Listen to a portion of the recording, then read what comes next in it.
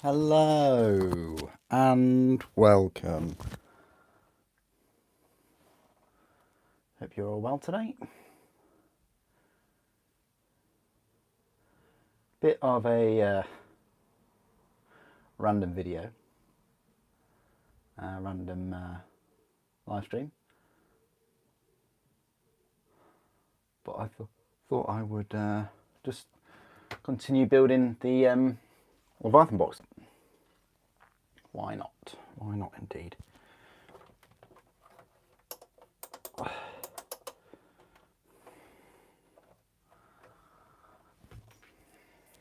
Hope you're all well. Yeah. Just going to see how much we can build today.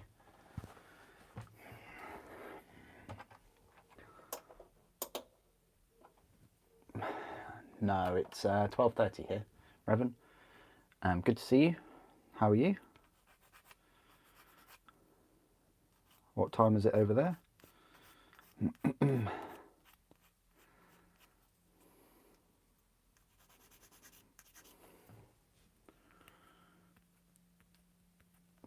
Cheers, Shane. Yeah, a bit of a random time. I've got some time off, so this is one of the things I wanted to do today, is build as much of this as possible.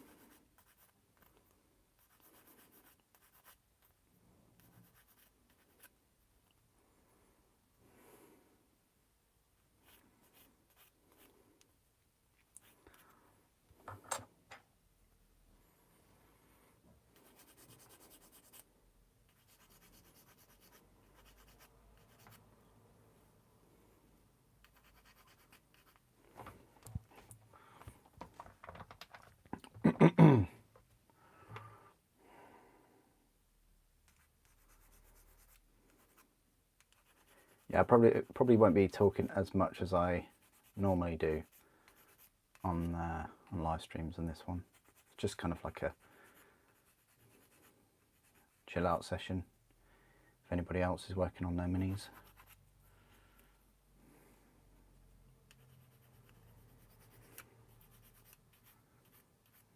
I see quite a few completed and painted minis in the Discord, which is nice, from this set. So also it gives me a chance to ask you all what you think about the preview event last weekend.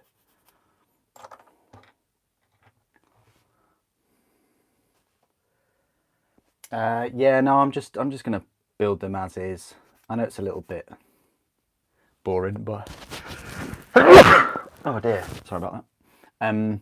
Yeah, if I got them again, like in the Conquest magazine or something, we'll see what that's going to include in it. But if I did get these again, yeah, I'd customize them like I did with the Indomitus set.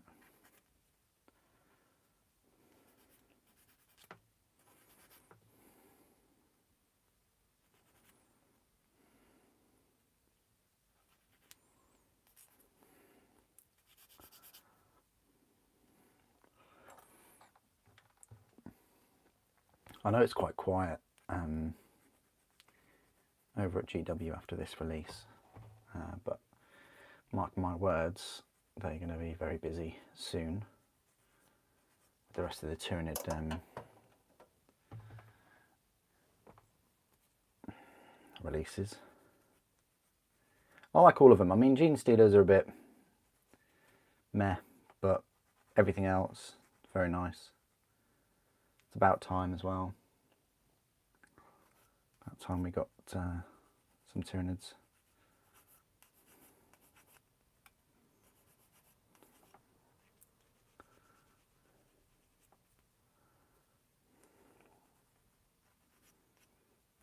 Just wish we had some really big Gribblies. You know, Wraith Knight size, not Wraith Lord size.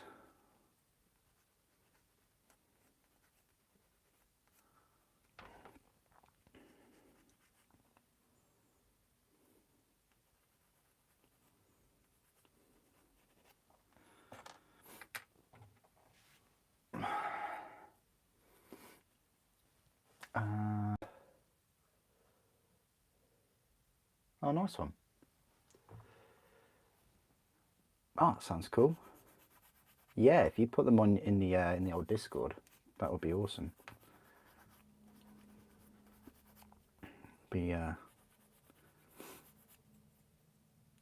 awesome to look at once you completed them. Oh yeah, I definitely prefer embossed like shoulder pads and things over transfers.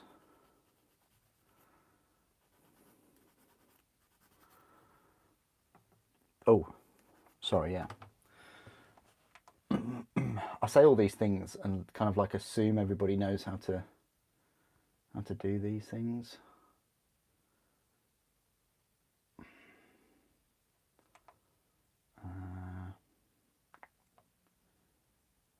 We do this. There we go. There's a Discord. There's a Discord link. I'll just pin that. And then yeah, if you want to join the Discord, it's all free, obviously. Like, I just think it's another way of kind of interacting with everybody here on YouTube.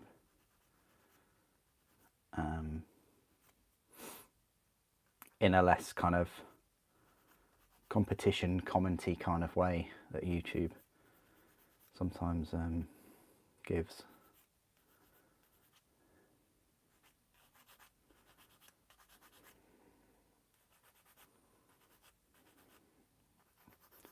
And also I see things quicker and easier through Discord than on YouTube. Like YouTube, believe it or not, doesn't give me an email every single time someone comments.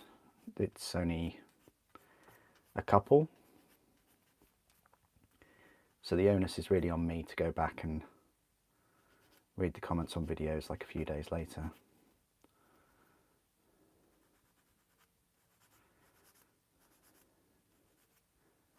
I mean, of course, there are regulars like Mr. Revan there, sir.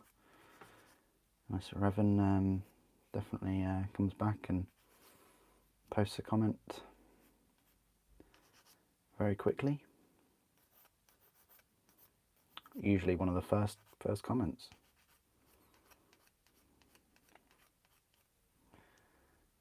But I will go. I mean, there's a video I did 10 years ago, and it got a comment today. I think it was about pricing, like who this hobby is for anymore. When I spent probably like, what was it, 60, 70 pounds on like a couple of minis and a small book.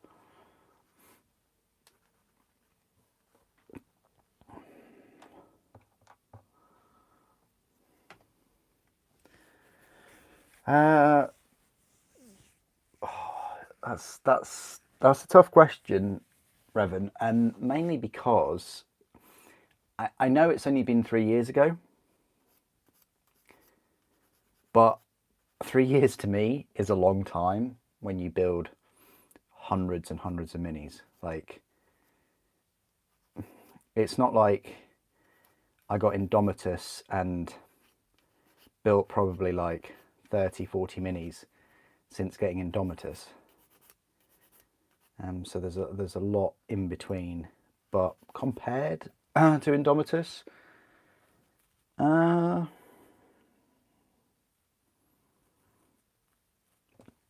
like the variety of units more in Indomitus, but I like the Space Marines more in this.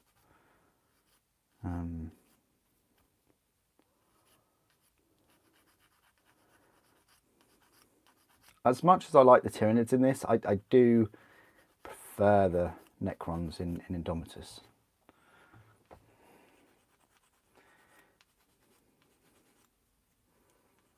Because Necrons, are all new units that we'd never really had before. In this, there's not that many Tyranid ones that we haven't really had before in some form.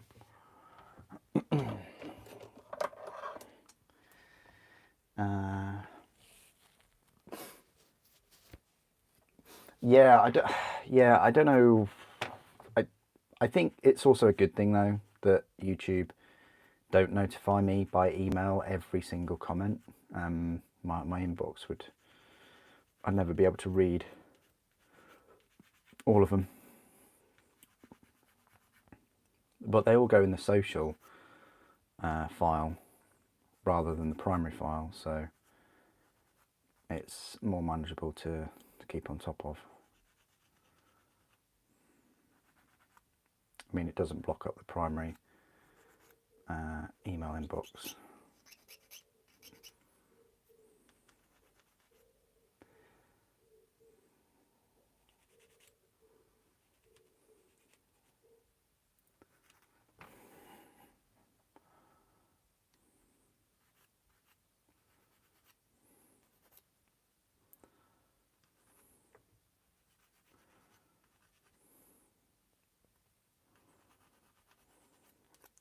Yeah, I'll only be live streaming for a couple of hours today. I may live stream Saturday.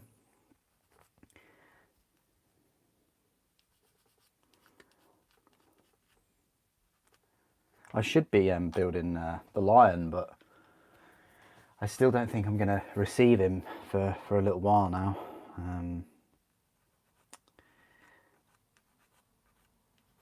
I don't blame Element Games, I blame Games Workshop. You know, fool me once and all that. They just, yeah, they severely underestimated the demand. They always do, don't they? I mean, it's a nice place to be in, really, for a company to severely underestimate demand. You know, to sell way more than you expect. And I really don't think it's a case of purpose stock limitations. I think that they were so pushed to get as many of these Leviathan box sets out. It just so happened that the line was released before this new edition and after.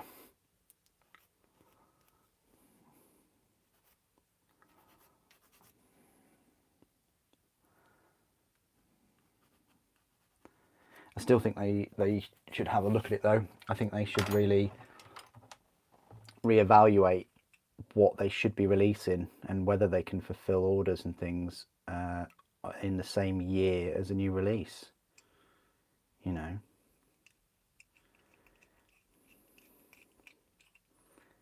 I don't know what goes on behind the scenes, but you can't expect to release a brand new edition with the same resources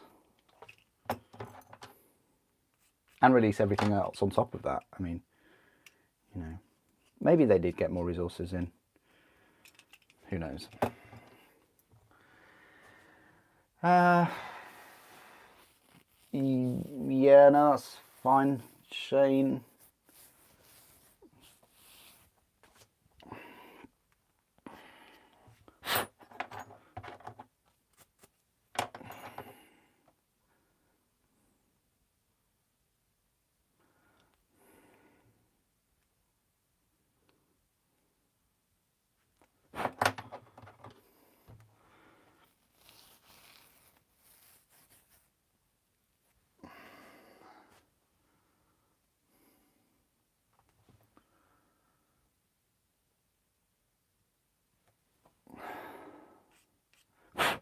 Yeah, we're sort of past that point, Revan, haven't we, though?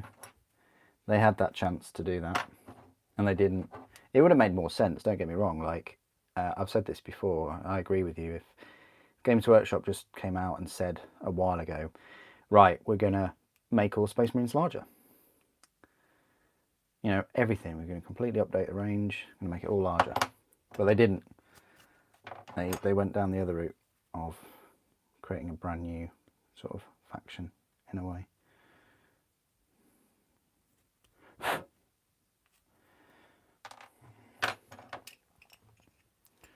Yeah, it would have been, I think, more beneficial to do it that way.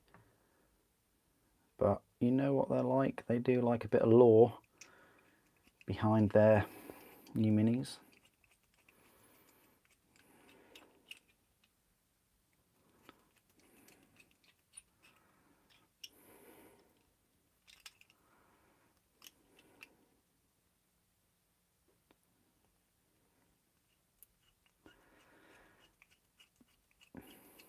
kind of like left the lore out though for the combat patrols, which I find is a bit hilarious.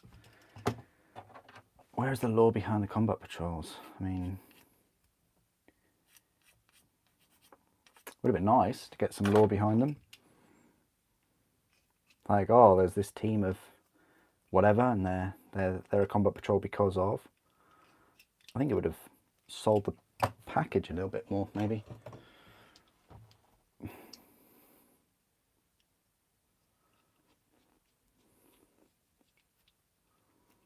I'll make that hole slightly larger.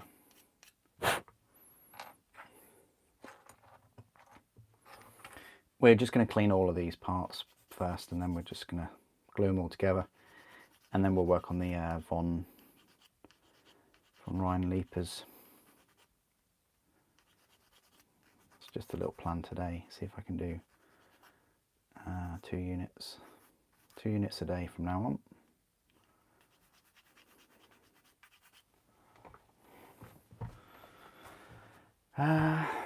Do I rate the new Tyranids? I'd say 8, possibly 9 out of 10. They drop a mark because there's 1 or 2 things that I probably not so keen on.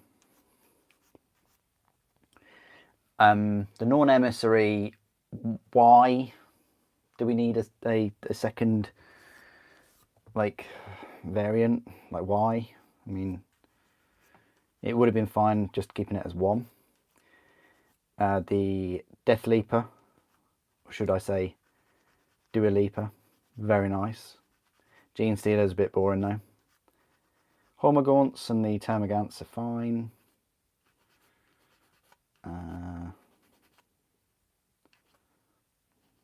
Did I miss anything? Oh, the Biovores. Forgot about them. Yeah, they're really cool. Kind of like a, I don't know, they remind me a bit like Starship Troopers, like if they had bugs and stuff. You know, I do like the fact that they're on legs, like they are. I like the direction that they've gone in. I like how they've embraced the kind of crab, like carapace armor look, instead of going for like these big hooved kind of creatures. I don't know. I would have liked to have some bigger Biovores though, like massive ones that fire upwards. Again, a little bit like Starship Troopers.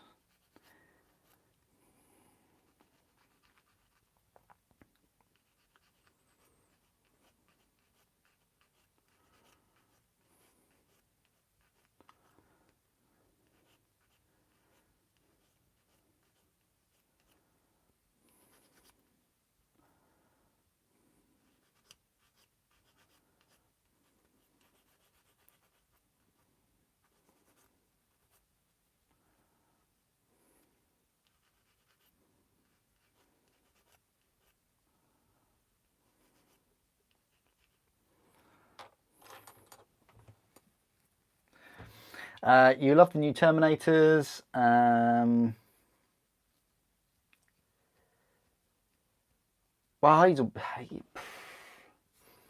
Well, only you can control that, Shane. Only you can control whether you're irritated or not.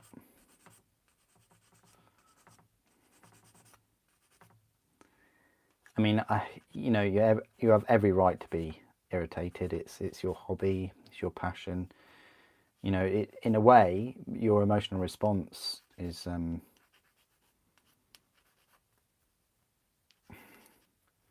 of a byproduct of just how passionate you feel for your hobby and things. So again, it's not a negative, just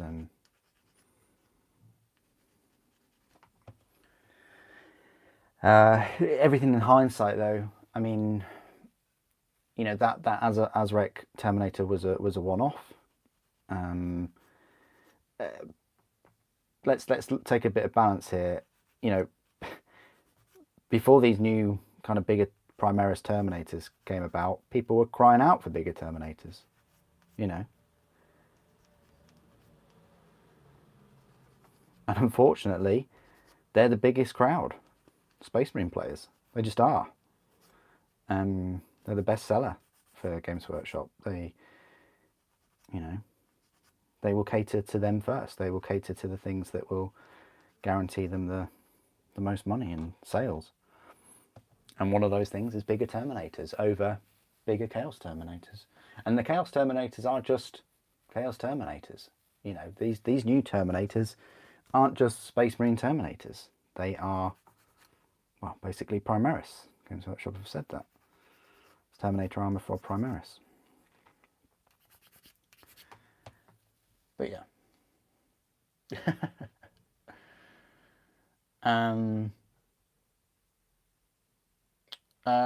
They haven't created a Tyranid fortification model. Oh yeah, that would be so cool. Yeah, capillary towers and things. I've always liked the look of capillary towers. I was even very tempted to build my own.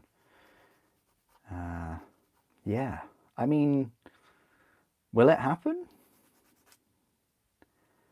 They seem to have kind of gone off the scenery sort of route at the moment for factions, don't they? We'll see. We'll see if Space Marines get anything. I think part of that is a China thing. Is all the scenery is made in China, and also the I don't think that's the primary reason for the books and it going all digital. I really don't. I think there's other reasons for that, and I welcome that anyway. And there's still going to be physical codexes and stuff as well, but let's face it, they're going to sell a lot less. But yeah, scenery for Tyranids, that would be so cool. Everything from a capillary tower to a digestion pool, that would be quite nice.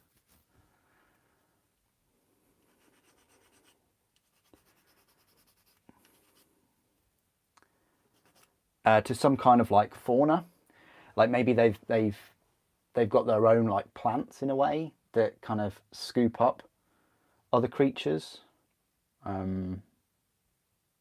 With the amount that they produce and things like that, it's not impossible to conceive that they would have some kind of plants or fauna that would help digest the planet, maybe. Well, thanks, Revan. Appreciate that.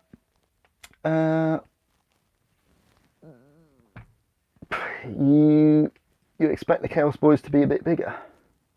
Yeah, but Chaos came out like 4 years ago. So, no. And they haven't had a refresh since for the 4 years. The Terminators have been around for quite a while. And you know, they were probably thinking or making these Terminators about 3 years ago. They don't just go, right, we're going to make a bigger Terminator. Okay, it's going to ship next month. This is like 3 years ago that they've done that. Whether they'll make newer ones for Chaos, I don't know. I mean, how long have Primaris been around now? A few hundred years or so? Is that yet long enough? I mean, you know, the bigger Terminators have only just arrived, so it might take a while before we get some of them corrupted to Chaos or some of those suits to be kidnapped. I don't know. Hello, Maxim. How you doing?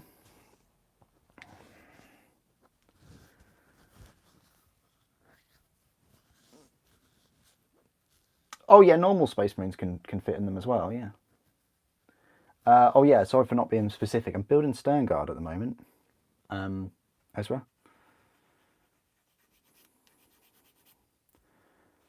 Just trying to complete these.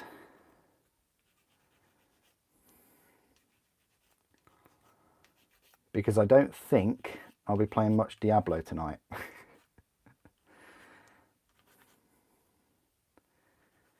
I heard that the patch is not been received very well.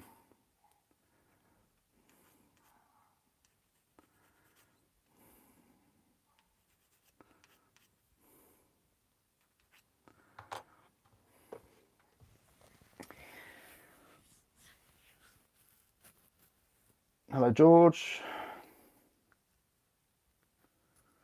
Yes, definitely.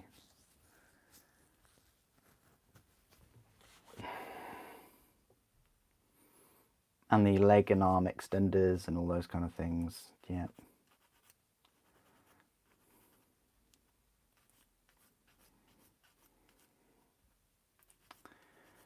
Well, no, the Death Guard Terminator is still pretty big. And the Death Shroud.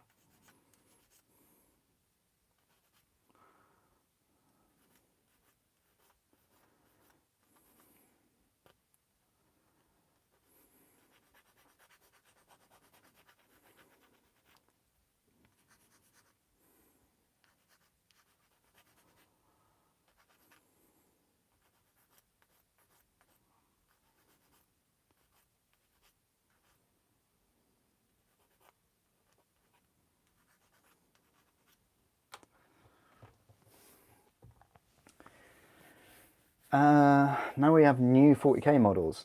Now we have new 40k models. We've been getting new 40k models for all the time, quite frequently. Everything from the Lion to Azrael.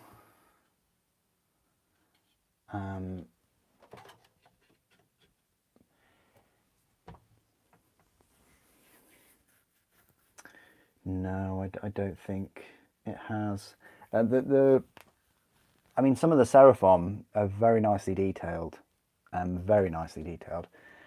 But no, it's going to take a while until we get something like as detailed as that. We may never get anything as detailed as that. Tanks, Titans, things like that, fine. But you know, we'll never get anything as sort of detailed as my bay.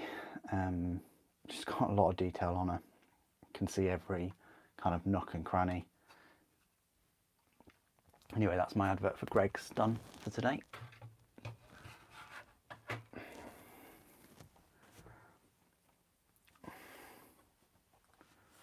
What do you think of the Wasbomb Blaster Jet?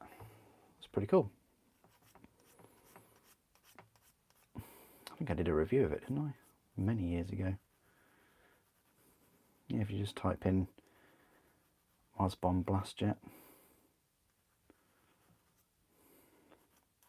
I really like the Aeronautica bomber. I've forgotten its name, but this is the thing that kind of frustrates me in a way, because we've seen we've seen how cool. I mean, obviously the plastic Thunderhawk, that's still going to look pretty good next to these new Imperialis minis and things, but part of me is a bit disappointed that we won't get kind of mini Orcs or mini Eldar, or will we get mini Custodes? Ooh, that'd be quite cool.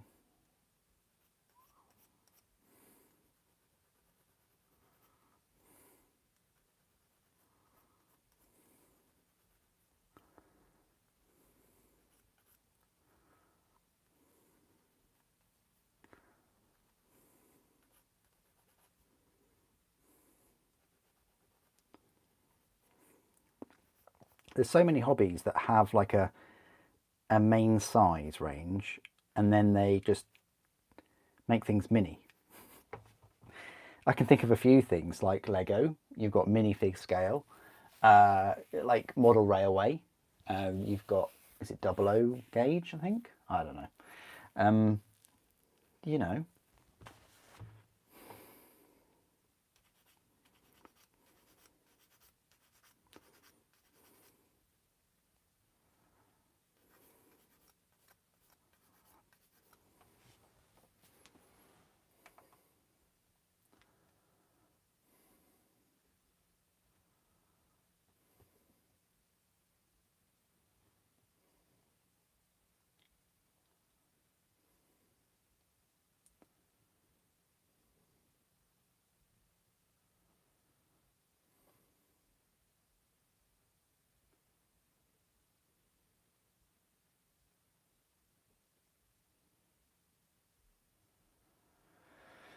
Can't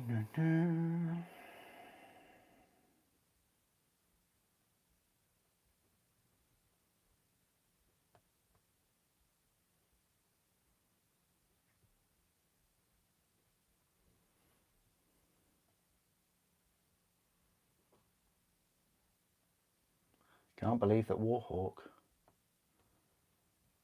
was over 2 years ago.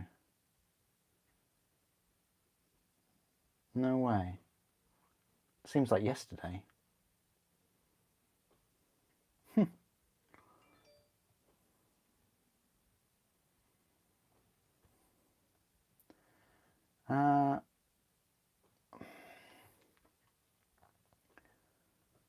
What was... I'm trying to think of that comment about hardback books.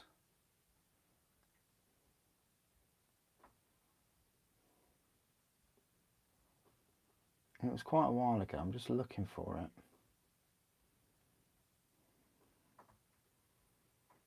Was it in new purchases? Sorry, I'm just having a little moment here.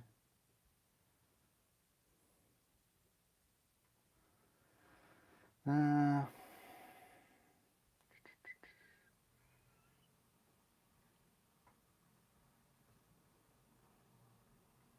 sure it was in new purchases. I'm going back to March now.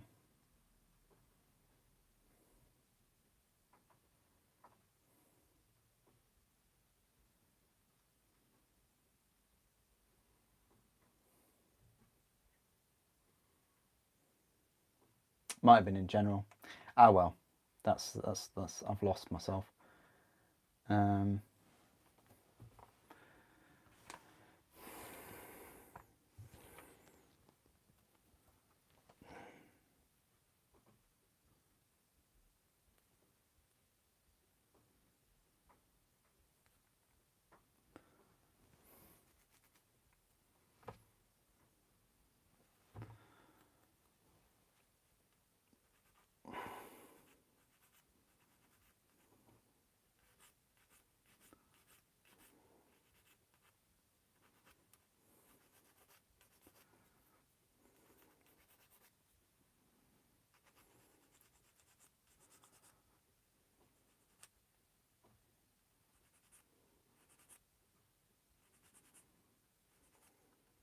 Oh, I know who made that comment. I remember now.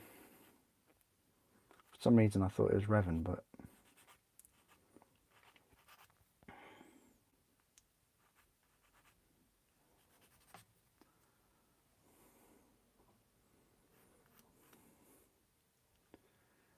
yeah, and it would be quite expensive as well.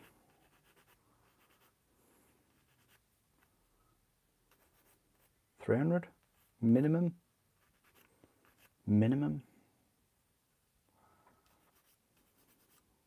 Do people like Primarchs that much though? I'd have to look at the sales of the Astraeus. I haven't really made any other big resin minis though for Primarchs, have they?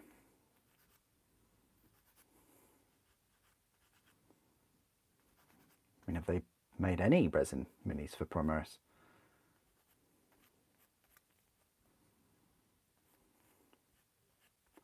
Made plenty for Horus Heresy though.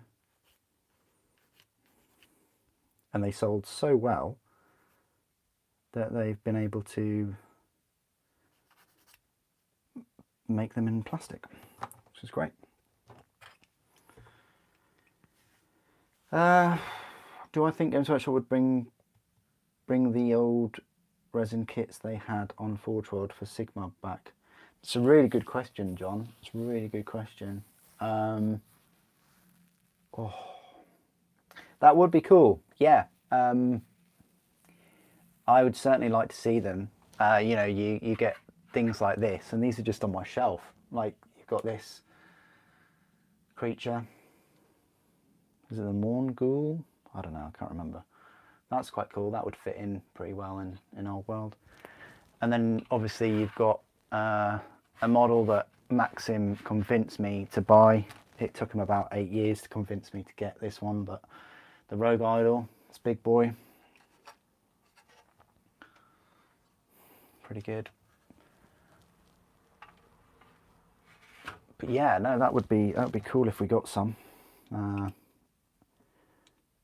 new resin minis. I mean, we're going to be getting quite a few resin minis, I think, for Old World. So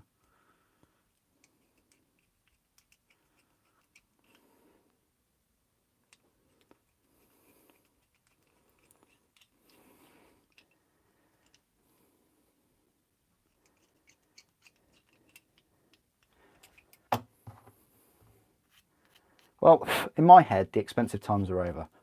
I think, like, I was really thinking about like Horus Heresy last year, and I spent a lot on plastic Horus Heresy, so much so that kind of fueled me to pick up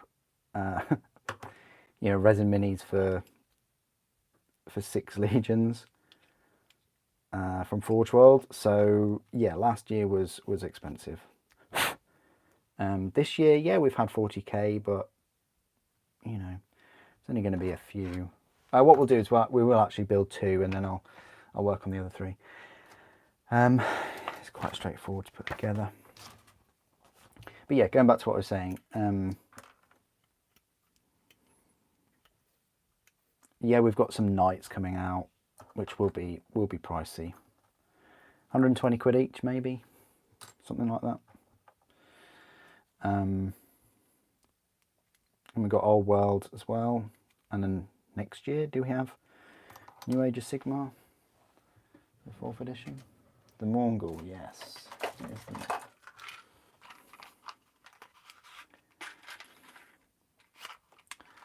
Volgraph 40k though? I don't know. Is Volgraph 40k? Can't remember.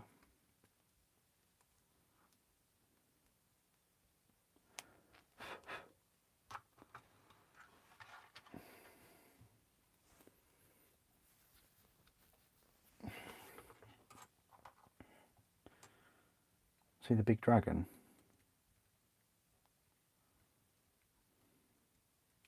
I just can't remember, guys.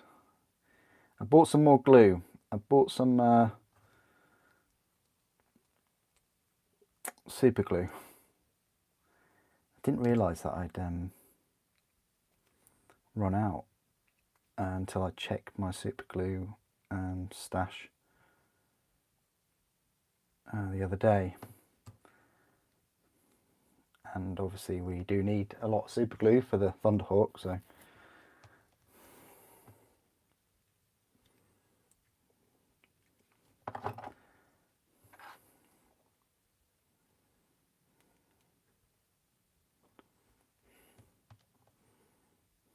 that's probably better if I just put that on here.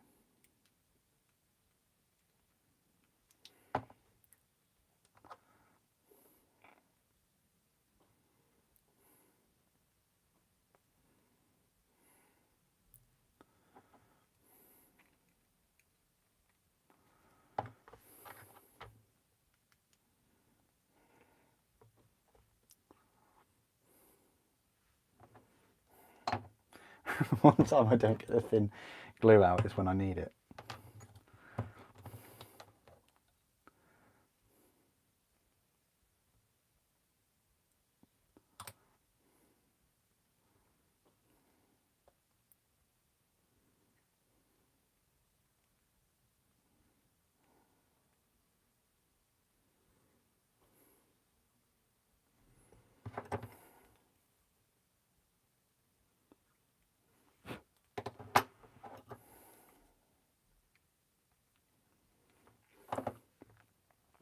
I think it's calmed down on the old video game front now, though. There's a lot of video games that came out in the past 6 months, really.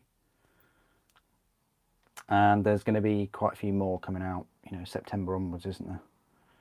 So we'll get a little bit of a break next 2 months. Although there is Armoured Core coming out. I might wait for a review for that one. Fires of Rubicon.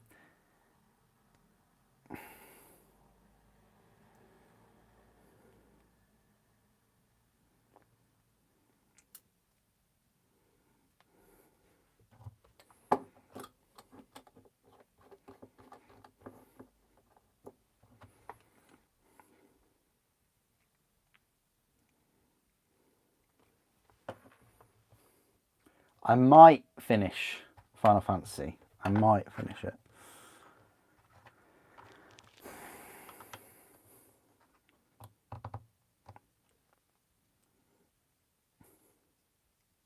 I don't know. I'm taking my time with Final Fantasy. I'm enjoying it.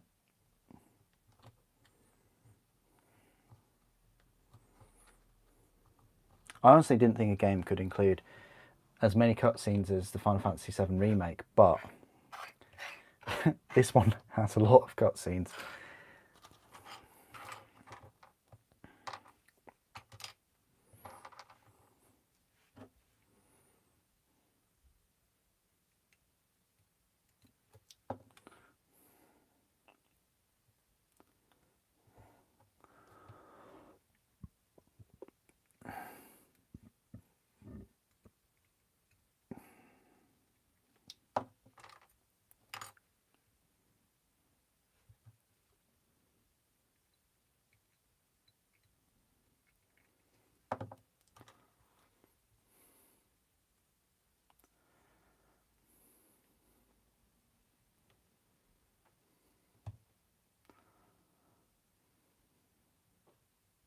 Yeah, that would be cool, John. Yeah, good. Good that you managed to get those. I would have liked that Chaos Dragon. Like, I don't know what I would have done with it because I don't really collect sort of Blades of Corn or have really a Blades of Corn army. So,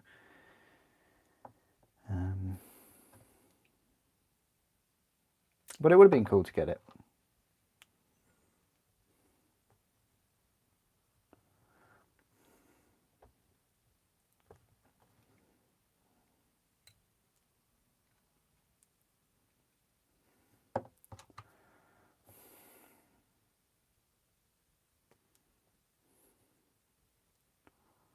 This is quite a nice pose for this Stone Guard.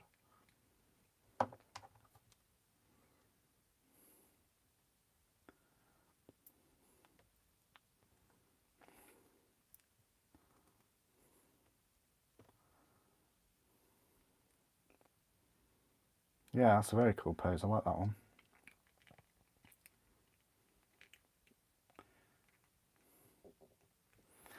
The real question is will I ever...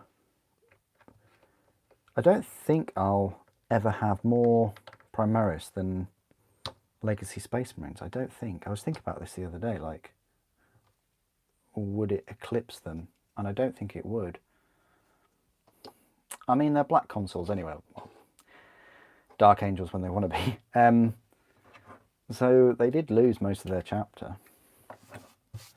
I think Chaos, I think Wordbearers detonated a planet that black consoles were on or something, and then, yeah, wiped out most of them.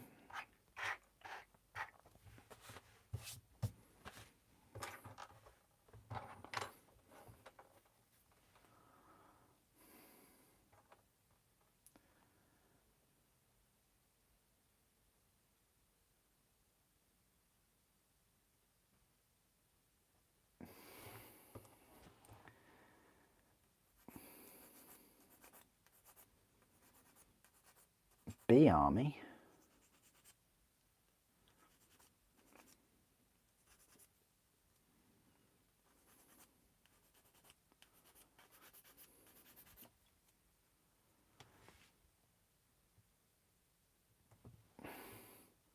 A chapter's worth of Primaris? No. I don't think I've got a chapter's worth of Space Marines, actually. I've got more than a chapter's worth of Terminators. I'll give you that. Not a chapter's worth, but a company's worth. So I've got more Terminators now than one needs to have in a chapter. I think it's probably...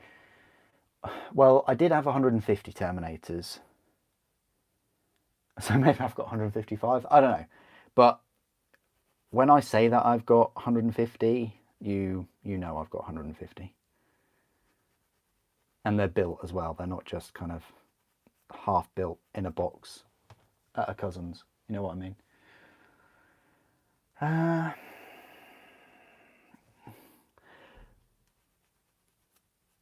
In terms of Space Marines and tanks and things, no. I'm running low on Predators. new predators, really. I don't have that many Primarchs tanks either.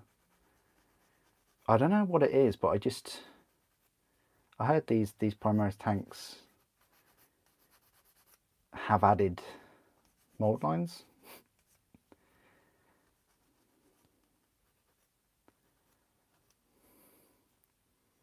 And flying tanks that are slower than treaded tanks. It just, to me, in my head, it just, yeah.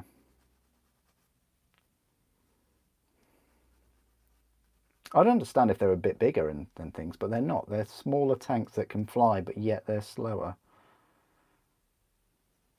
I think that's the nature of the impulse technology, isn't it? Kind of crushes rather than hovers. I know, I don't have 3 gladiators, no. I've just got about 15 predators and about 25, 30 land raiders, something like that. I don't know.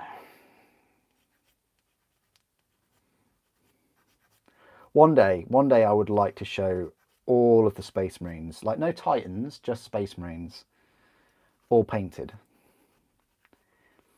I'll probably be about 66 years old, so if everyone can just hang on for a couple more years.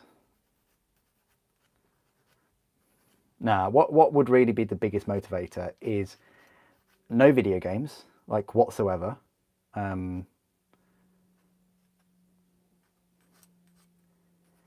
And no jobs, no YouTube to make videos,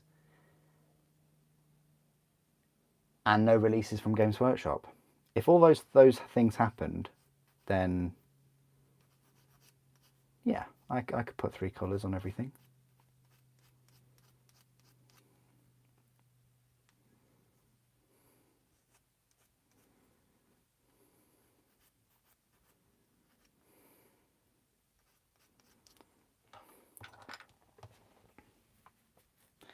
All Marines, yeah.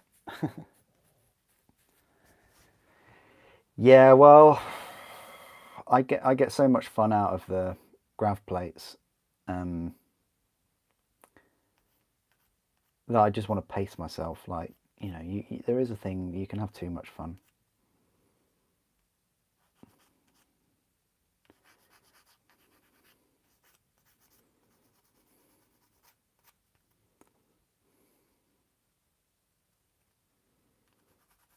You know, there's a time when I'm out on the motorbike and I'm just not having any fun. And I'm just thinking, oh, what could I be doing? I could be just taking rid of mold lines off of gravitic plates. Yeah. And so I'll just ride back home.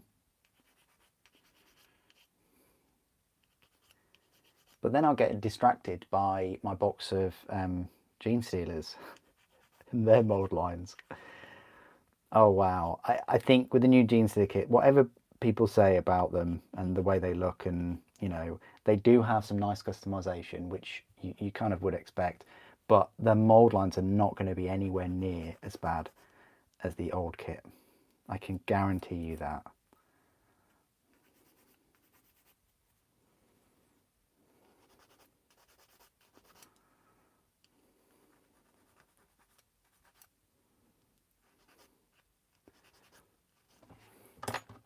There are more Seraphon reviews coming. I just want to say that right now.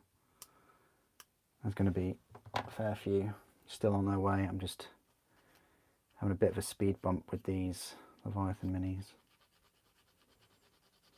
at present.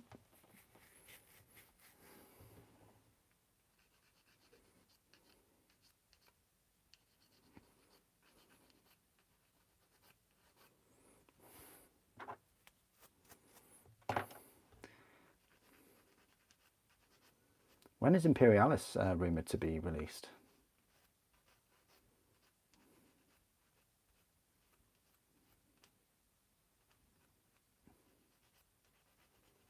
Any week now? Probably be after the Knights.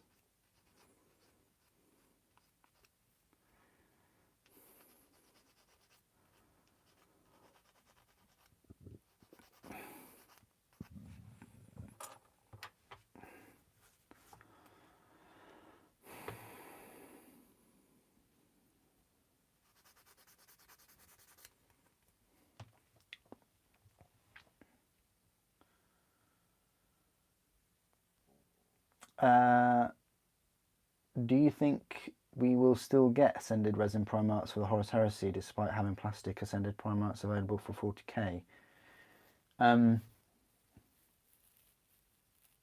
Yeah. It already exists in Horus. Ascended Horus.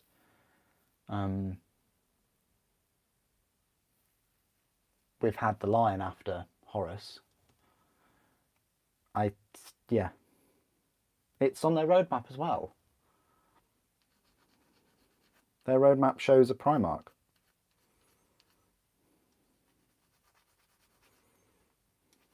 Which Primarch that'll be, I don't know, but... And also lore-wise, I'm sure Horus Heresy Angron is bigger than plastic Angron. You know, 40k Angron.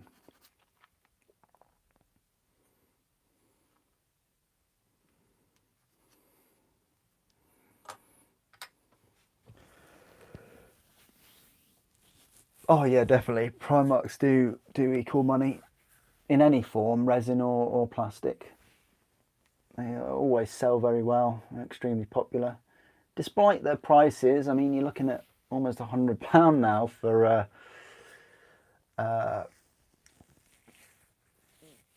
Alfarius.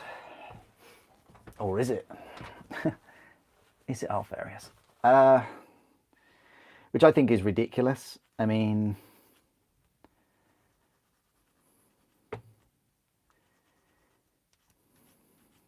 You know, some people's pay have increased, but everything else has increased, and likewise, because pay's increased, they're upping the prices of their minis because they have to pay more wages. You know, it's all a circle, isn't it? But I think anybody that picked up Alfarius, like 6 years ago, was he released about 5-6 years ago? I want to say 6 years ago, like 2017, for some reason. But if you were able to pick up Alfarius for like 60 quid about 6 years ago, wow. Congrats. Well, actually, if you picked up anything, anything from Forge World 6 years ago.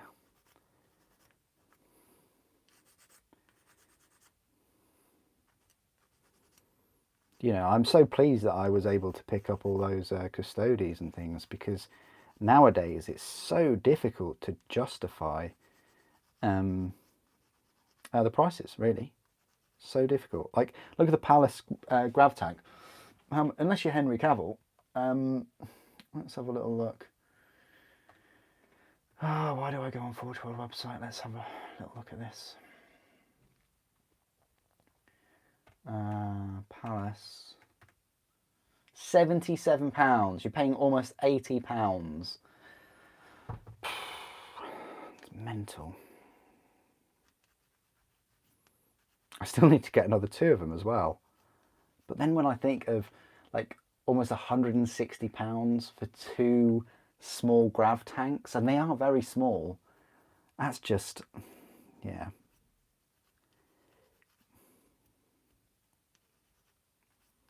It makes me want to wait in hope for like the next 5 years for something to come out in plastic. That's what it makes me feel like doing.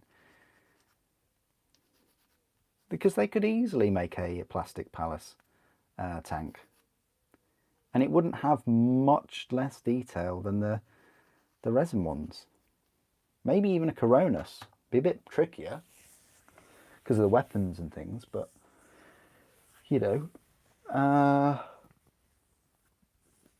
yeah, that would be great if we got Fulgrim next year, though. I think, you know, because we've had World Eaters this year. I think we'll get Emperor's Children next year.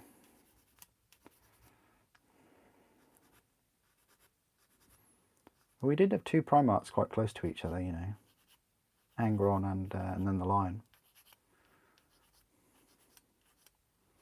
So then next year we'll get Fulgrim and Sanguinius. Surely, right?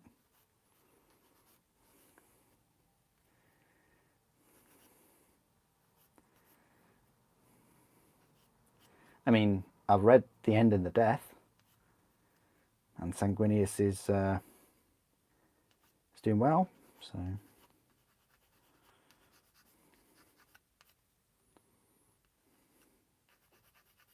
And if you look at the front cover of the End of the Death Part 2, Sanguinius still looks like he's doing well. So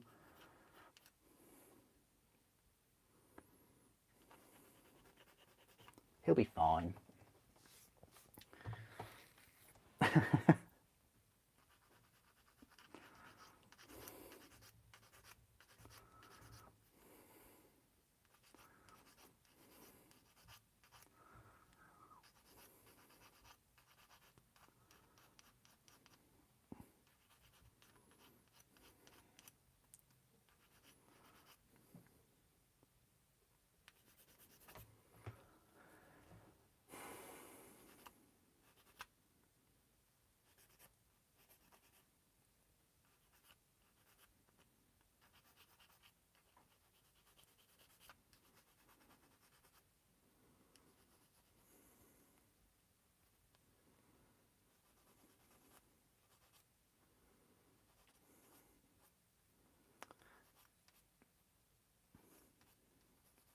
I don't know where everybody lives or where everybody's from today, but if you're in a place where there's like a huge heat wave, then I wish you all the best. Hope you're doing well to stay cool.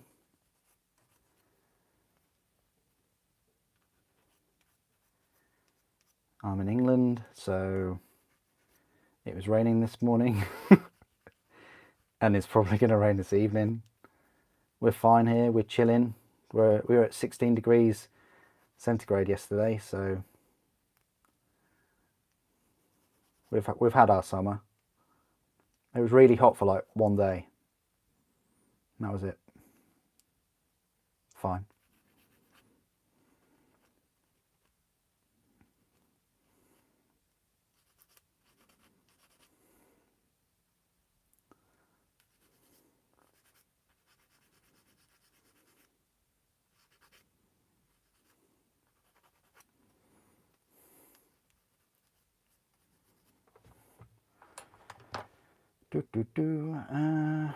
Yeah.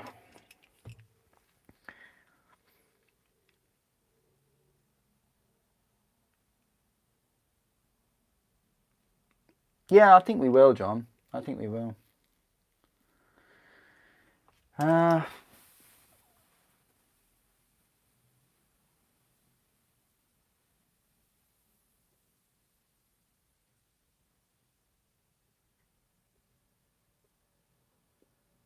Will Games Workshop release blank Primaris Primarch?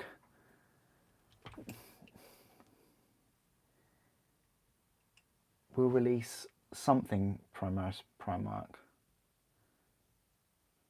Like Demon Prince for Chaos Space Marines.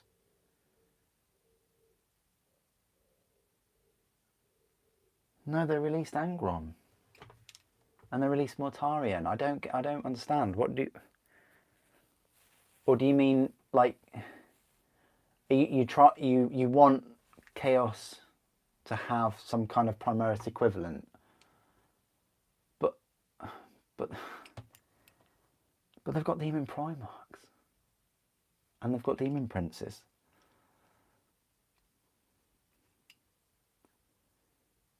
I mean, if we're going on like past releases, it doesn't look that good. Chosen are brilliant. But like the cultists and the other things that they released, like the torments and things, yeah, it was a bit, wasn't a full effort, I don't think. Con Berserkers are massive as well. Con Berserkers are huge. Con Berserkers are Primaris size.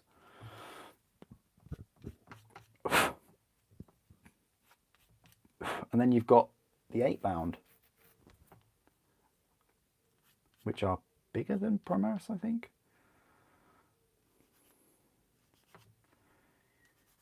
I mean, maybe, like in a few years or something.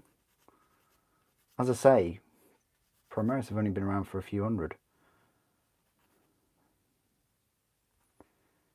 And the whole premise of them was that their gene seed was kind of uncorruptible. I think. Think we'll ever see a full-scale Warmaster Titan. I don't know. How many Warlord Titans have you got, John? It's my first question. You know, if you haven't got two at the moment, I do find it highly questionable whether you would pay £3,000 for one. I think it probably costs that much, and the thing is, like, they might sell it separate. I really hope that they do sell it separately. One, is it even possible? Because I think the top is going to be so heavy. You know, just the legs are going to be heavy. If they're going to do it in resin, I wonder if, I don't think they'll do it in the current resin. I think they'll have to, like, you know, invest or look at some technologies of kind of lighter resin, especially for the top at least. Could it be a part resin, part plastic kit? Again, I don't know. But, you know, if they sold both the legs and maybe part of the hips for about 1,000, 1,200, then the torso body area for another 1,000, and then the head and the top maybe for 600, and then the weapons could be like, I want to say 150, maybe 200 each. So it's going to be 3,000. Like with the current resin that they've got, if they invest in some newer resin, some lighter resin, who knows? It could be more. You know, could be more.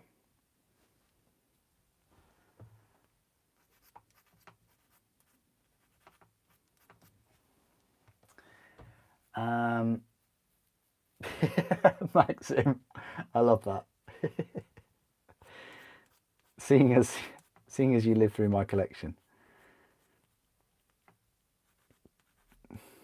Seeing as you live through my collection, a full Titan Legio.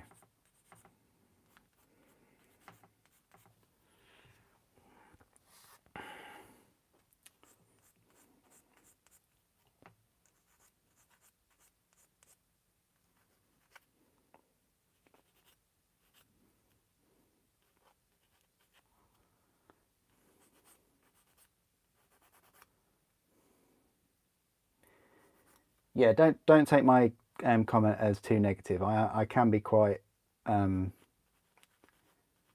abrupt sometimes, and I'm in no way trying to sort of pick anybody apart.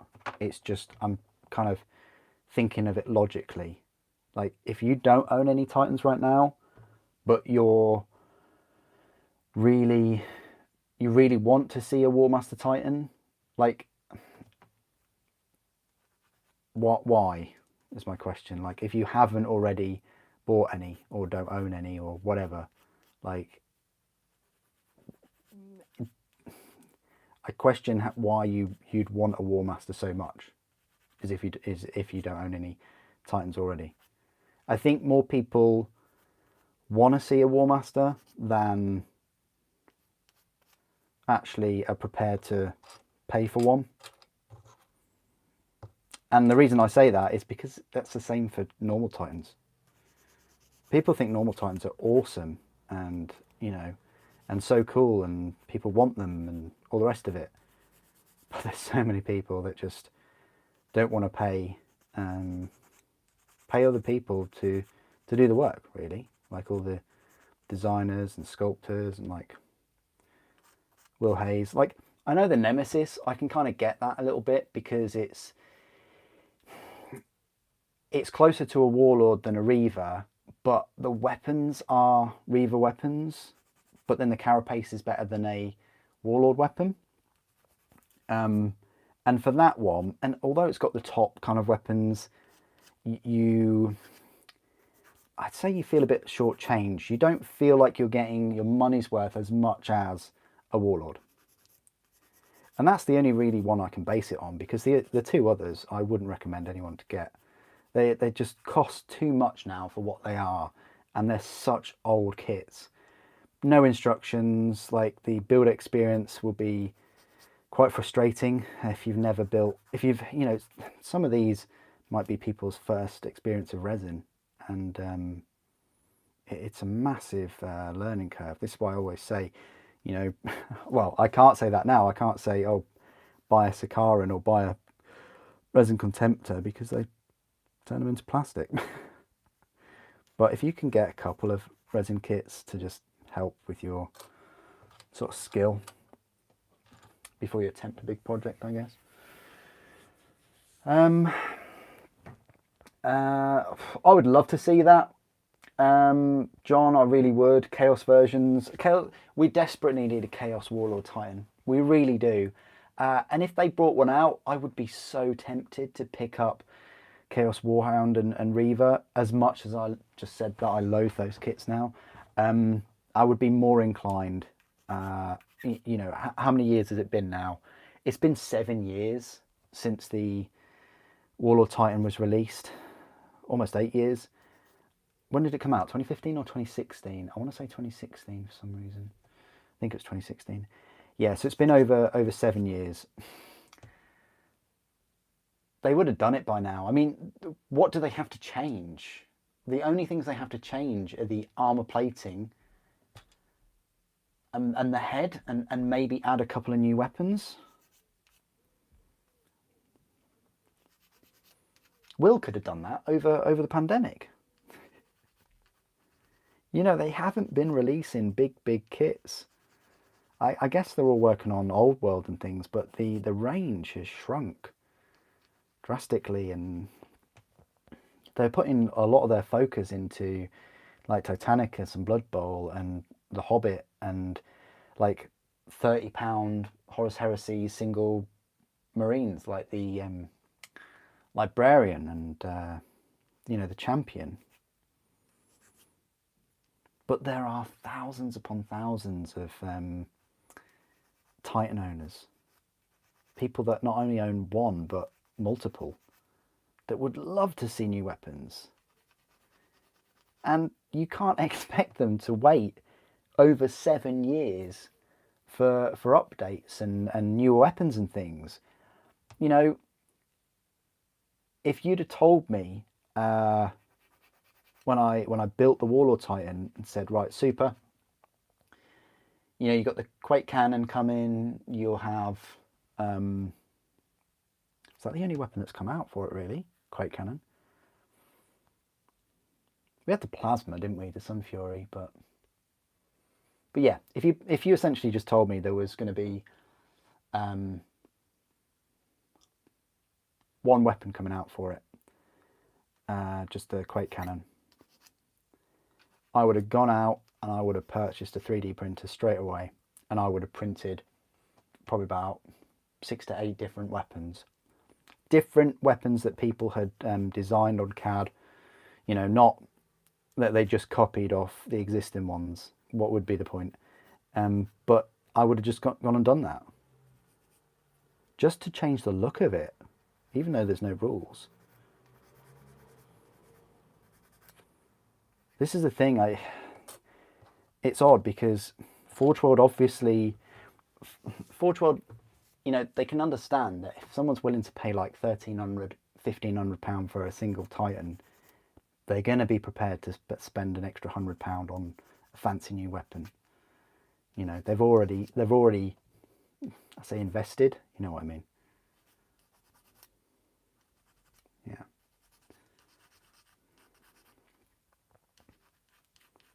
And I know people were like really hurt by seeing the plastic Mark 6 assault marines in Imperialis, and that we're going to get them first.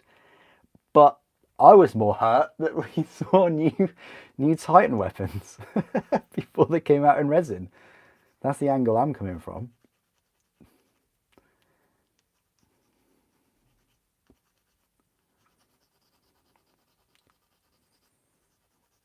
They have, and the ironic thing is they do actually have some of those new weapons in resin, but for Titanicus. Oh. And the thing is they can just enlarge them. It's not like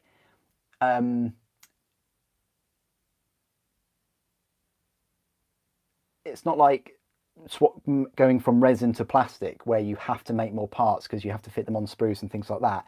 It's they've already got the CAD designs for the resin weapons, so they can just make them bigger and split them in a couple of parts rather than going the other way with plastic, which is more difficult. That's the heartbreaking thing. I am talking a lot, and this is why it's taken me so long to finish these 5.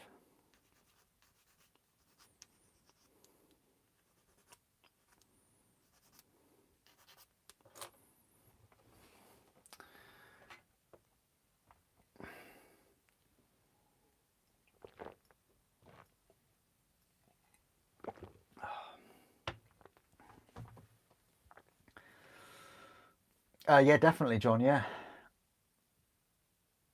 Yeah, totally agree. 100%.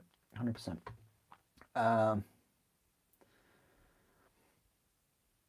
In future, Games Workshop will sell their minis through vending machine with 3D printer inside. Don't know about that. 3D printer inside. You need a computer as well, wouldn't you? And then you'd need the bottles of resin, and then you'd need the electricity bills to be not so high. Then you'd need to presume that everybody has that time. Imagine buying a Warlord through a vending machine. What, like in those big ball type things? Like there's all your resin parts in one of those vending machine type things. Yeah. Well, I mean, going to Forge World, it is similar. It's like a big real life vending machine in a way. I mean, the models are behind glass. So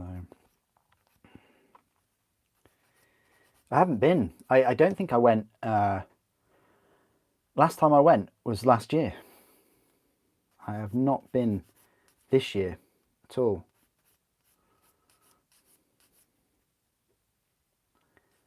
And I don't think I will.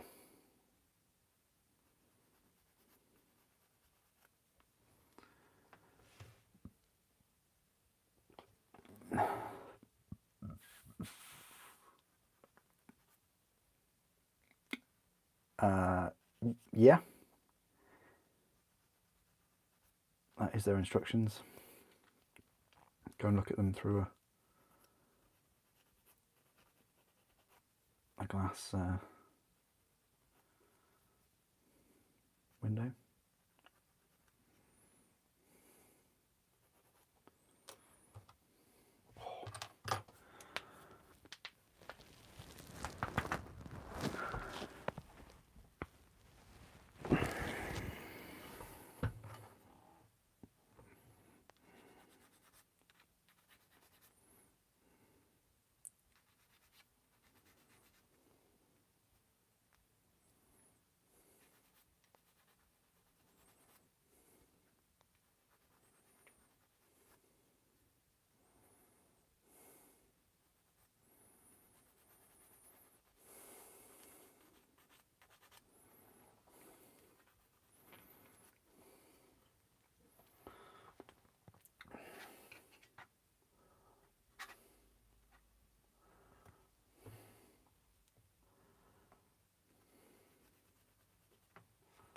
Changed the pose of this Contemptor, by the way. I think it does look better. I still think it could be changed a little bit more. I might heat treat it. Like heat treat it and take that foot off the ground completely.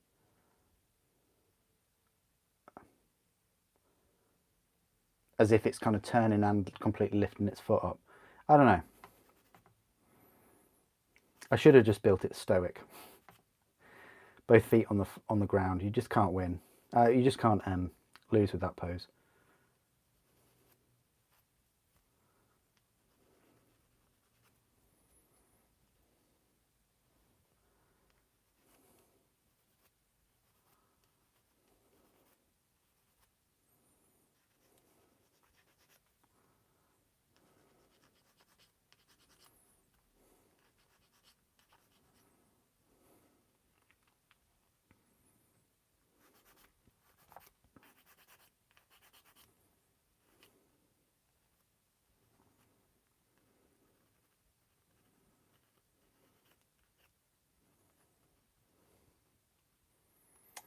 What the thing is, right?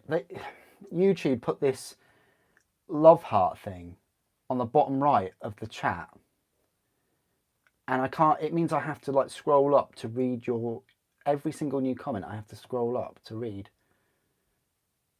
Unless someone else puts a comment in. Thanks, Revan. What is your what is your prediction for who the new Horus Heresy Primarch will be? Sanguinius. Oh no, I don't know. Oh, Horus Heresy one. Oh, good question. Lorgar is pretty small. It's pretty small. Could it be Dawn though? I mean, they seem to be really pushing Sons of Horus and Imperial Fists, don't they? With their colours, with on the box arts and things. I mean, I know Dawn isn't that old of a mini.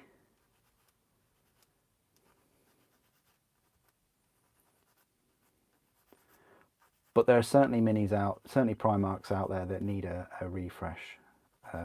Bigger models, Angron definitely, Lorgar.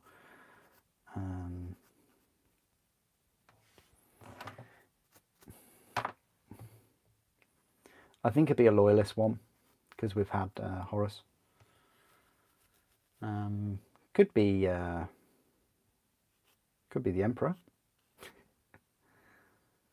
It really annoys me because about 7 years ago there was a book that said in the rules it said, oh, if the Emperor is on the field it does this, this and this, and we've never had an Emperor model.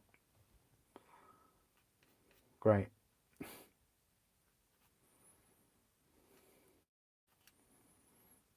Just proxy Gazgol as the Emperor model. Spray him gold.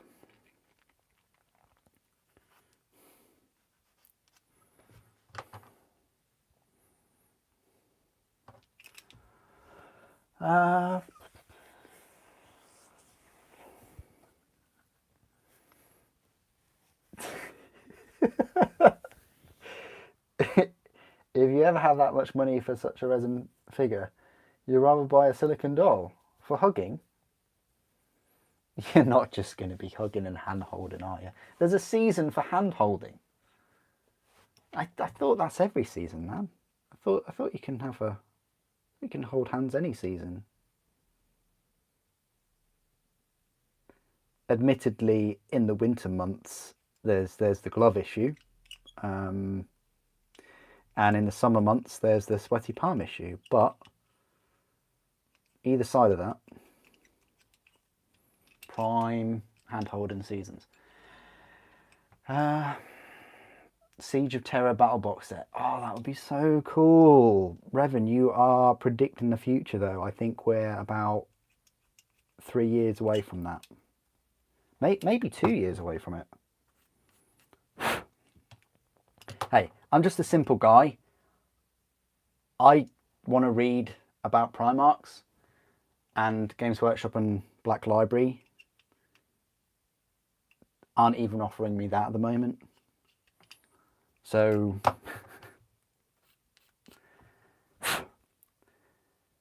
you know what? I would love to just like look at a Primarch or whatever and just be, just want to read a bit more about them. Is that too much to ask? Is it too much to ask? I don't think it is too much to ask.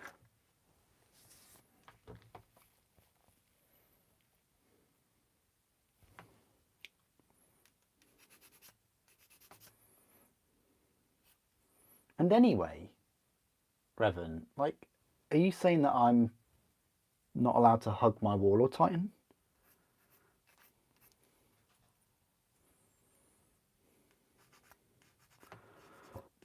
I mean, I admit the void shields are a bit warm, but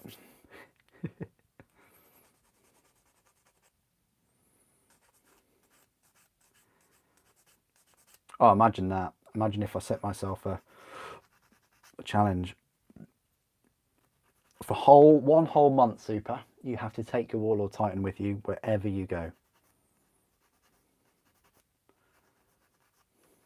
Like to work, to bathroom, to the kitchen, to the gym. You have to take it swimming with you.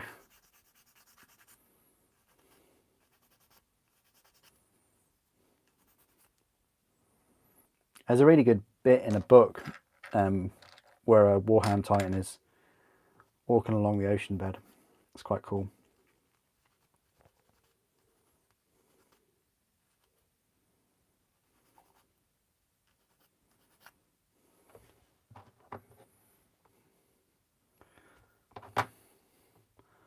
That would really change Subnautica game, wouldn't it? Being able to pilot a Warhound Titan.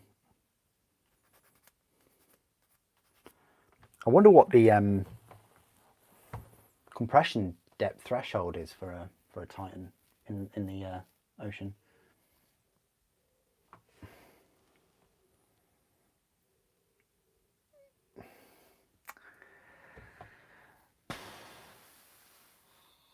I could, but you could also risk breaking your silicon doll. You wouldn't be the first one.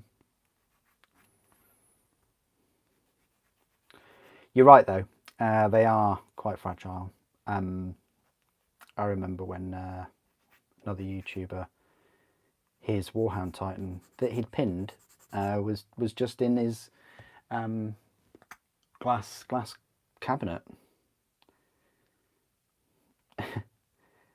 And there must have been an earthquake in England. I don't know, but either way, it fell within the cabinet, like all the way down. How's that even possible? Because normally with the cabinets, like you've got the shelf, unless the shelf completely buckled and he just dropped on the shelf on top of a load of other minis. Anyway, if that was the case, that's really bad luck, because it did disintegrate and things were broken, not just detached. They were actually snapped, some things, which is really quite sad. And he had to post his imagery of the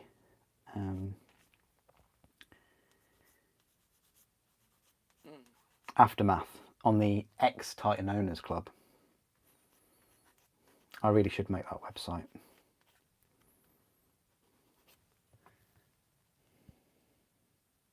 Titan underwater battle, yeah. Where it's firing the Vulcan Mega Bolter and then the actual shells are just going like about 2 meters and then they just drop. However, the turbo lasers, on the other hand, that would look cool. Like big, the light would be even brighter, and there would be heat, and there'd be like a sonic boom around the laser. Oh, that would be epic.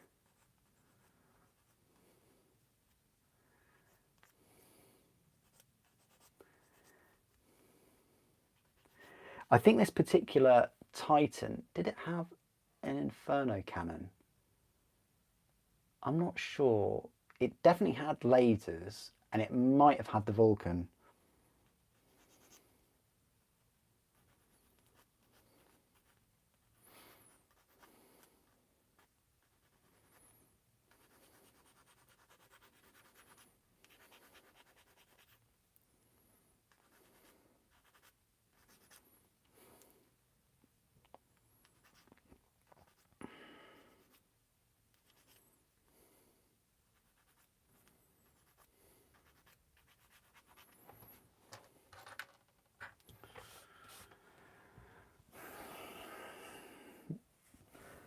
Yeah, I think so. Probably best to speak to Forge World about that.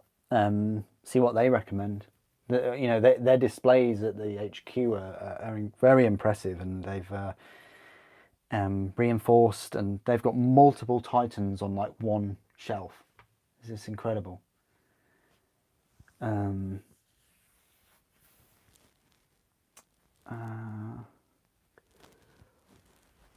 You heard Games Workshop supposedly said they wouldn't make a Horus Ascended.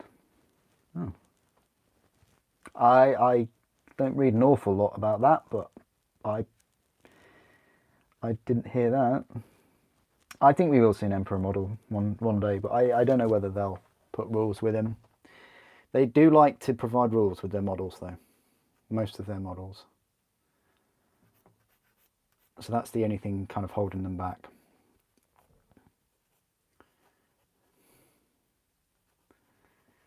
I think it's possible, though, you know, why wouldn't it be?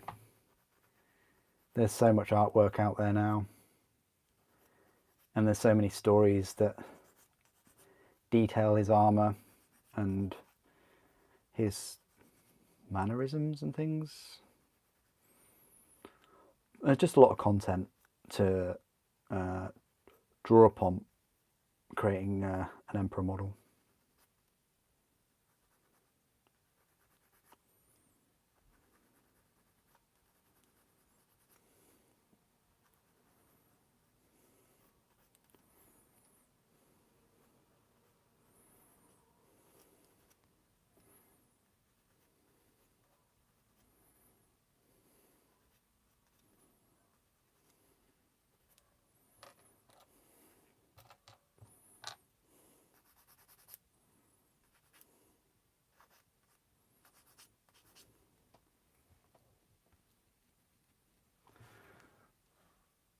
You'd like to see a plastic figure? I would not like to see a plastic one. I would like to see a resin one. The amount of detail that that miniature will require is just off the charts. And plastic would just not do him justice whatsoever.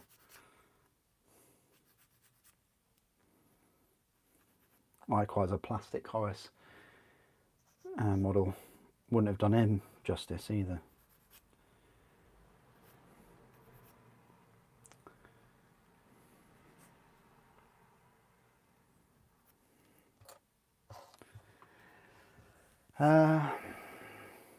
Oh yeah, I totally agree, John. Totally agree.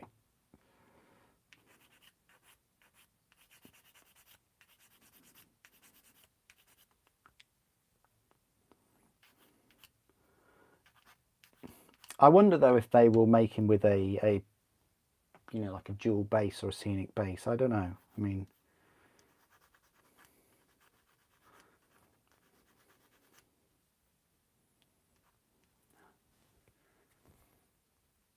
it'd have to be bigger than Magnus though.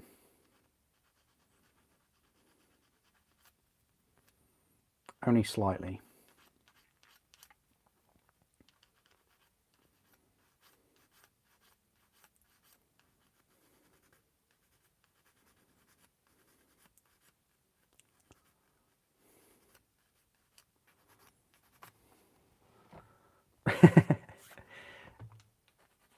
Yeah, he's the only mini that doesn't have a tactical rock.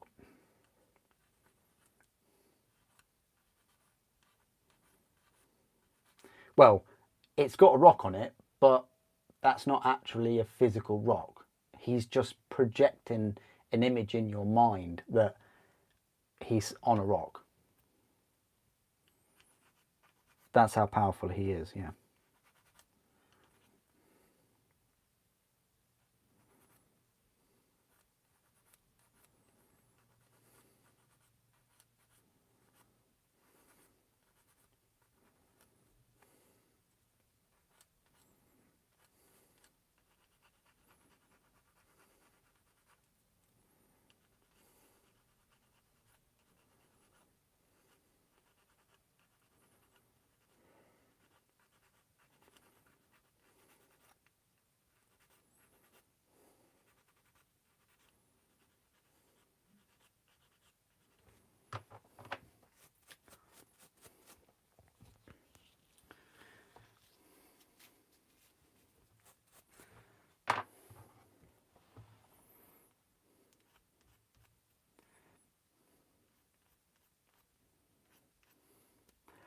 I don't really have that much of a preference.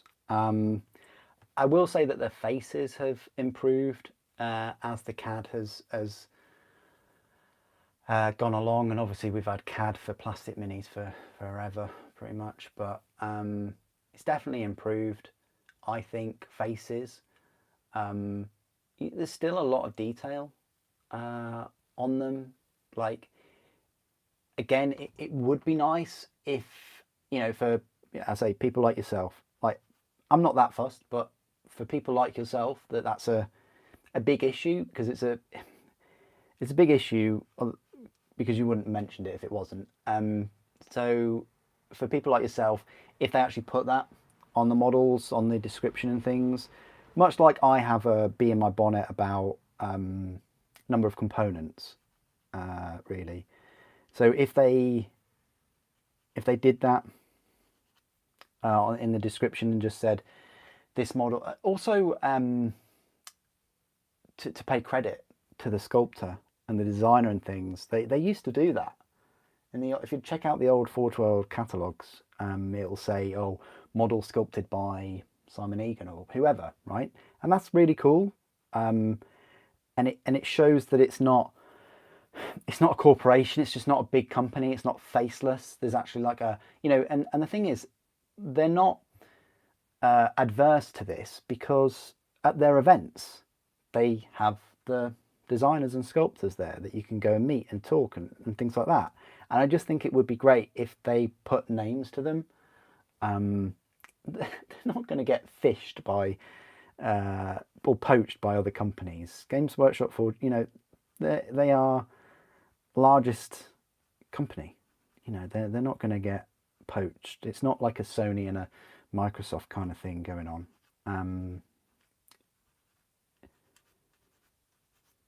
What I'm trying to say is, it would be nice for them to credit the sculptors and the designers of these kind of models, and also additionally put whether they were sculpted or CAD. I'm not saying that someone that designs a model in CAD isn't a good sculptor or vice versa. I just think it would be a nice additional bit of information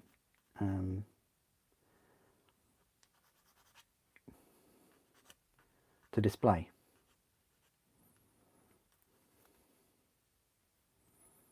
And if they did that retrospectively too, that would be quite cool.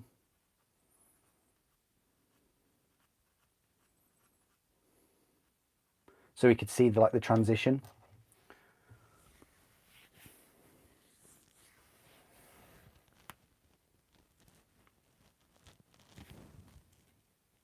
From say the Khan is CAD, but Magnus is sculpted.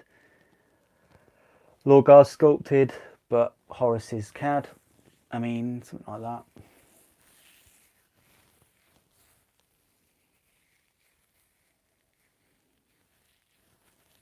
Like the Warhound Titan, it's hand sculpted. So is the Reaver. They're not CAD.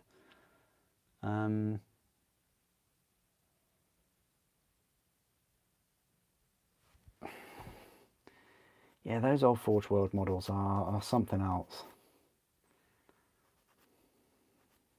I could take it a step back and say Armorcast, but I was never really into Armorcast. I was a bit before my time.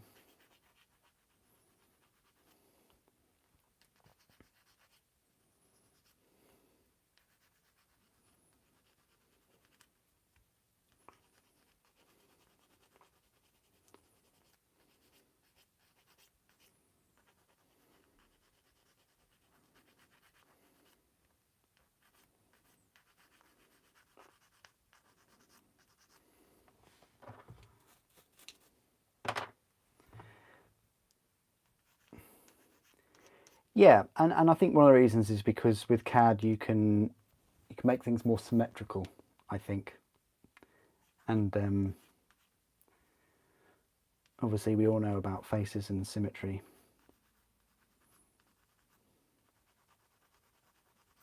Well, I'd hope we all do.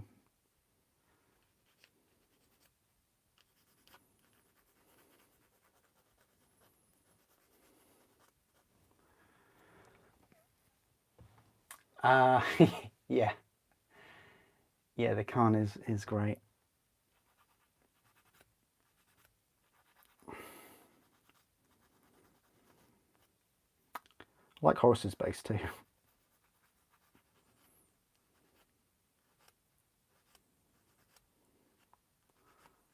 Horus's base is the driving force behind me picking Necro for Diablo. Now, Necro is not my main character.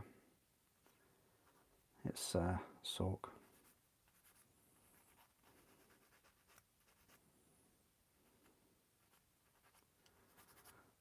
Right, one more piece to do and then glue them together, and then we can work on the Von Ryan Sleepers. We're about an hour and a half in. Yeah, it wasn't the best. It was around for a while though. It was around for a while. But yeah, no, that bugs me about Magnus and Lehman Russ's base though. That seemed to be a staple, and then they removed it. So in a way, that was kind of limited.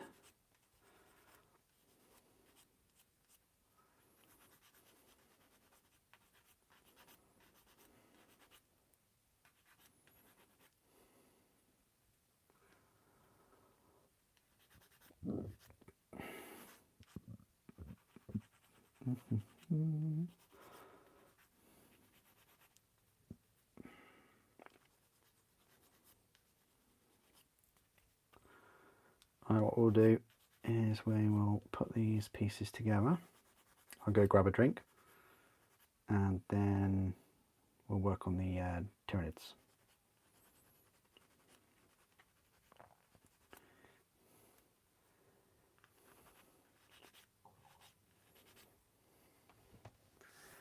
Ed, how you doing?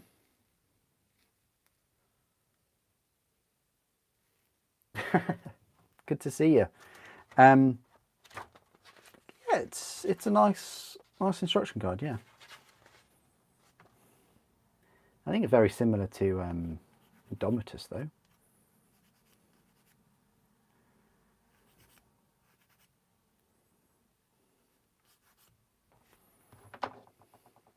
Good.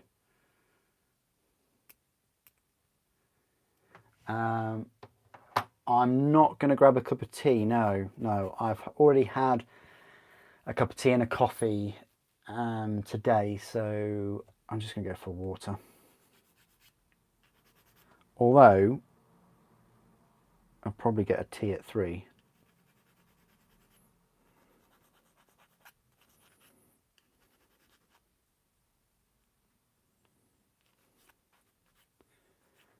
It's almost like autumn weather here as well in England. It's nothing like the heat wave going on in the rest of Europe.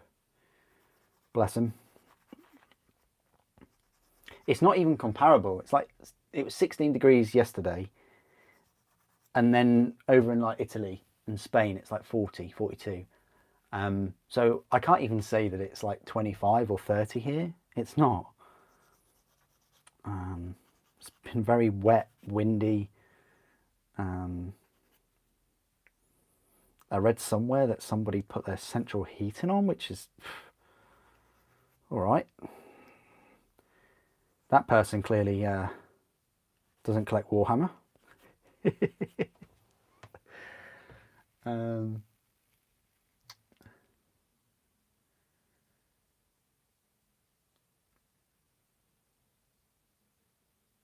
Yeah, that would be cool. That would be cool, John. But I think his base is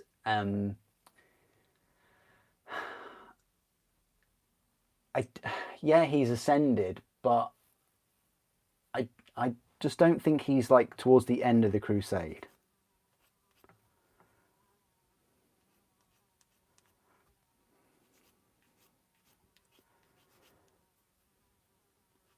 But it would have been cool to have kind of a base that was the vengeful spirit, you know, rather than just a pile of like skeletons.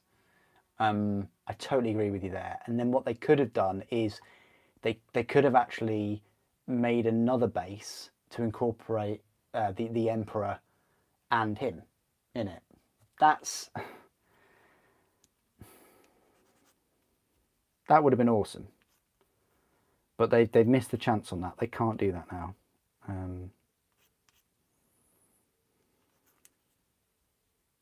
never mind.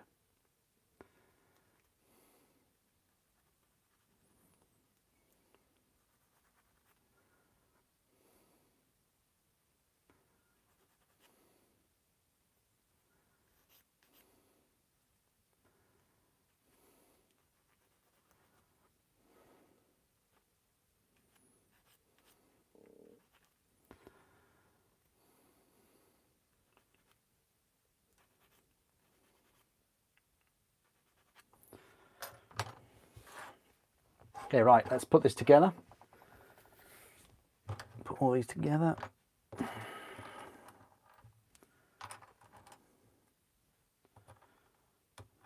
So,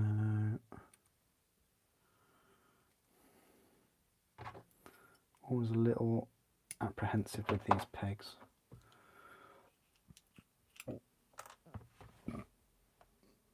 Yeah, they did sell Games Workshop water. They did, yep. Yep. It was it paint water though, wasn't it? Like specific paint water.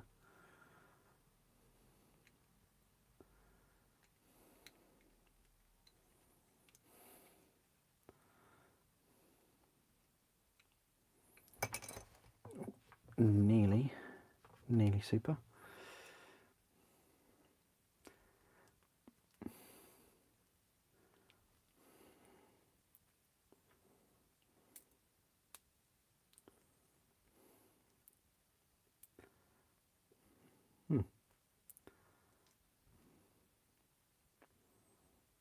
Okay.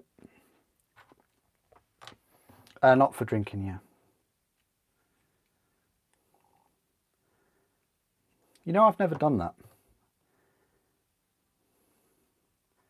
A few people that say that they've done that they've picked up their paint water instead of their drinking water and they've just taken a gulp, but I've never done that.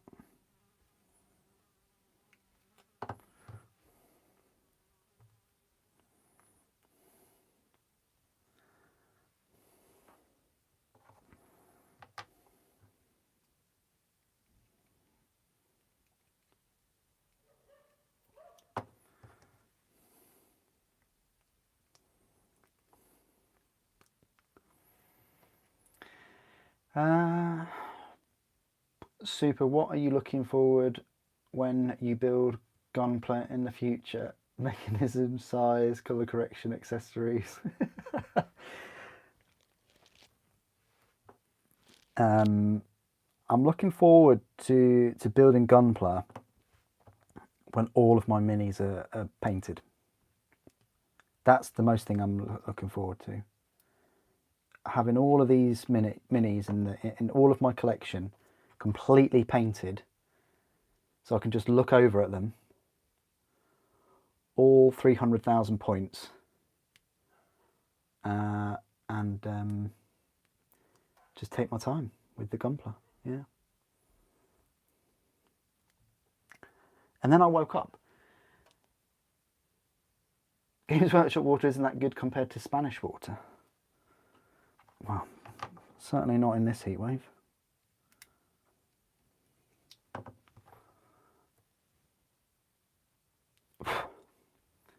Only done the tip of the brush. Only done the tip of the brush.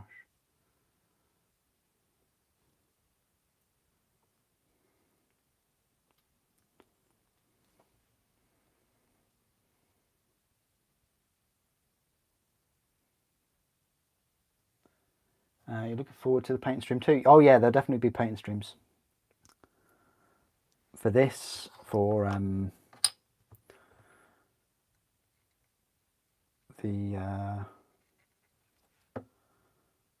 Seraphon.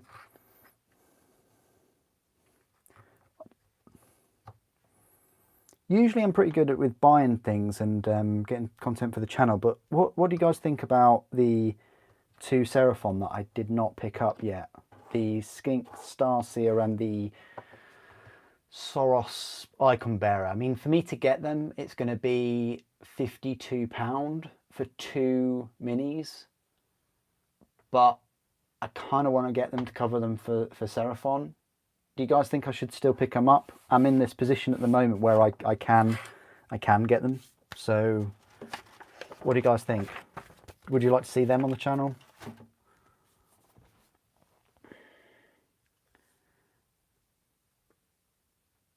Oh, right, only done the tip of the brush when you've... yeah, that's fine. That doesn't count. That's fine. When people lick the brush, are they drinking from the paint water? Technically, yes. Thanks, Ed. Okay, I will do then. No, I mean like they pick up the paint pot because they've used an old mug or something, and they've just taken a sip. Not just using your lips to point the brush hair. I mean, technically you're licking a horse, but we can overlook that in that circumstance. I think that's acceptable. Only in that circumstance though.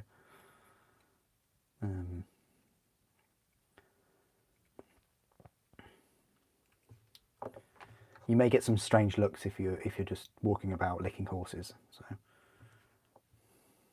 I don't know. It depends how deep you are in the country, how socially acceptable that is.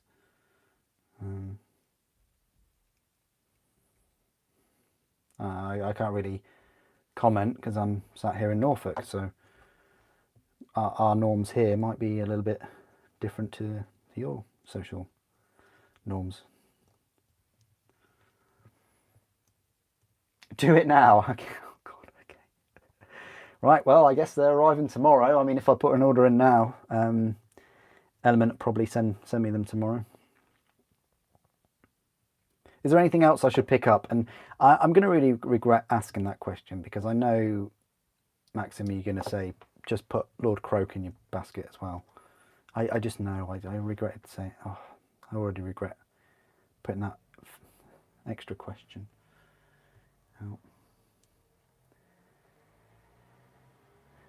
Oh, that sounds like a start of a nice menu there, Ed.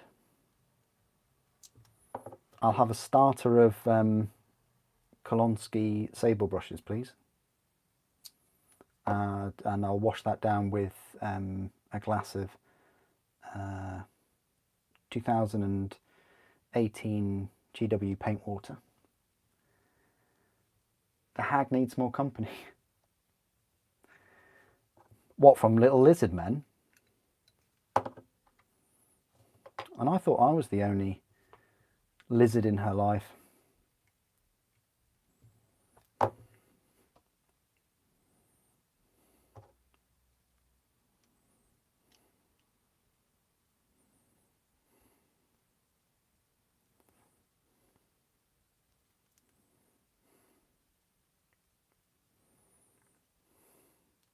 Well, these have gone together well. I mean, they're Space Marines. Oh, God. Oh, I knew you'd post the shopping list, Maxim. Croak, 2 more Gladiators, one of every Primarch. Yeah, but Element... Yeah, but we're talking plastic, though, Maxim, so that would only really be Magnus. Because the line is on his way, but he's a slow cat. He's gonna take a while. Probably estimate from Element is August. I don't blame Element at all for this. It's all GW. I just blame GW for all of it, for the stock issues. Which I think are a direct result of this box set. So if it means that I can have this box set instead of the line, that's, yeah, it's not ideal, but you know, we are where we are with that. Right, final Stern Guard. Croak is like £80 though. I mean, yeah, I know he's worth it, but I haven't even built mini Croak yet.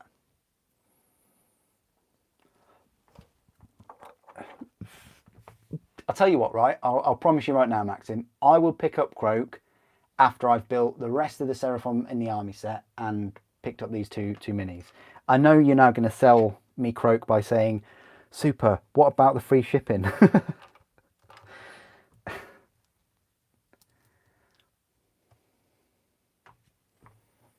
Oh.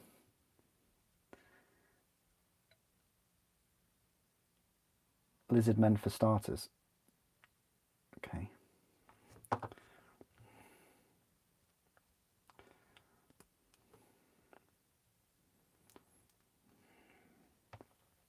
Magnus, oh dear. Sampler, how you doing? Yeah, I don't know about the notification, why you didn't receive it. You should have done, because YouTube kind of stopped sending notifications after 3 videos. So before, I would release a pre-order video, and then a couple of new release videos on that day. But then my live stream, nobody would get the notification. So that's why on the Saturday, I keep it to 3 maximum. So I'll have the pre-order video, a new release, and the live stream in the evening. I won't put out 4 videos anymore on a Saturday. You know, back in the days where I just flooded the channel with all of the new releases on that one day? Yeah, I'm not doing that anymore.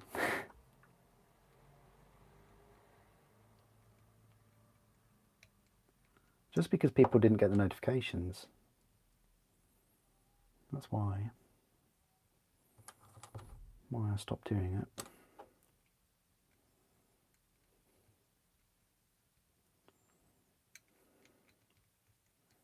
Anyway, welcome Sampler. We are building some more minis from the Leviathan set.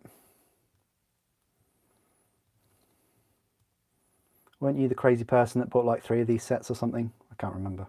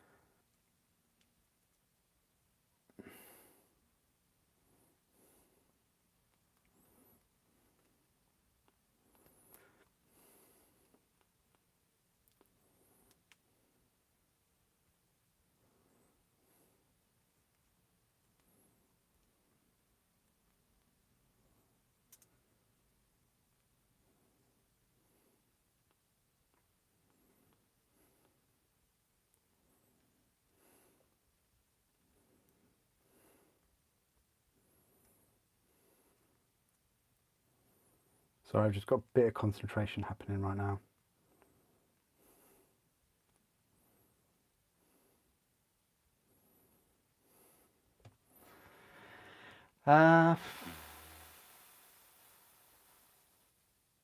Oh, points, yeah. The thing is, I used a lot of my points, actually, the crystals, on this set, really. I used quite a bit of them. But I do appreciate everybody that was using the Element Games affiliate link, buying their products. I mean, the thing is, like, just because Games Workshop don't ship to anywhere else in the world through EG, you can still buy other things from the website that get shipped to America and the rest of Europe at a good discount too. So like glues and paints and you know, yeah, I know a couple of people that have bought airbrushes and got them shipped.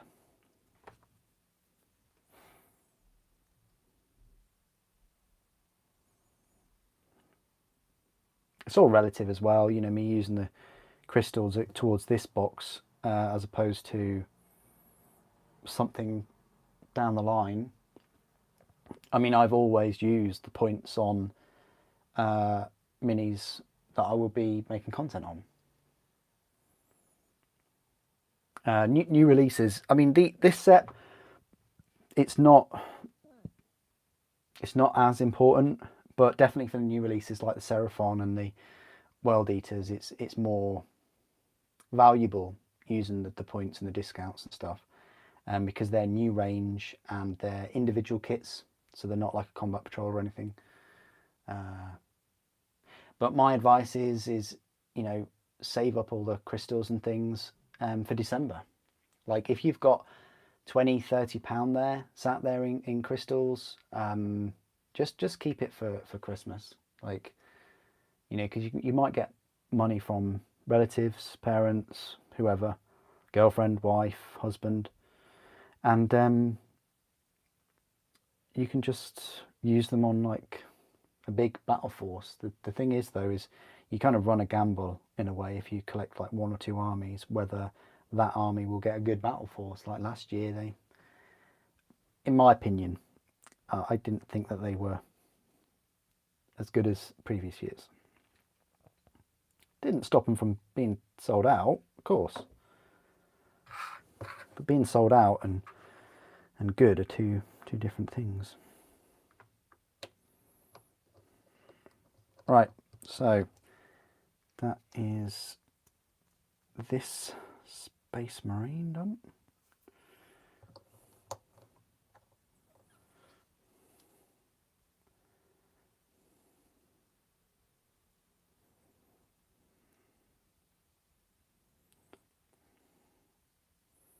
Can we get Gravis Stone Guard next time? Right, so that's the Space Marines done. Well, not all of them. I've just got the Infernus left to do, but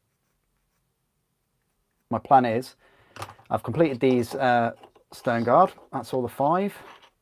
Then I'll do these 3 Von Brian Leapers. Do a Leaper, triple Leaper even. Then I've got the 10 Infernus. I'm going to try and make them look a bit unique as much as I can. And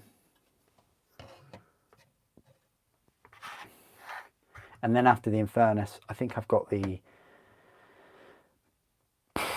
Neurogaunts, the Termagants, and the Barbgant. I was surprised that these share the same Terminator bases.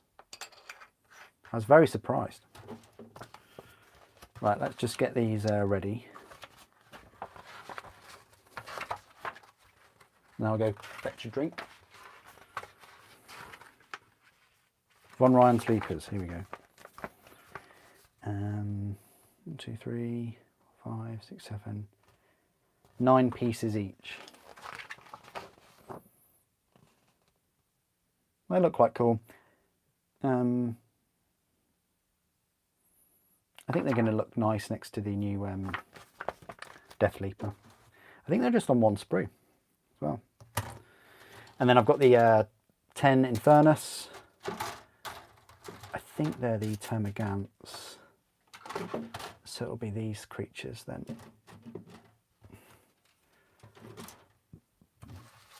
So I'll just go pop and get a drink. What glue do you use? It's easier to say what glue I don't use, but I use a mixture. I've got Tamiya, I've got Citadel, I've got some Revel glue coming.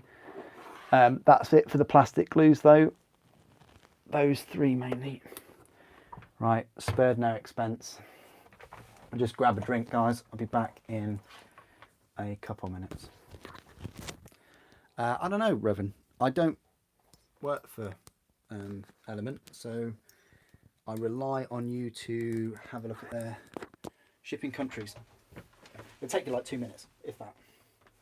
Probably check while I'm going, but I don't know why you'd want it to be shipped to Antarctica, unless you actually live there, which is quite cool.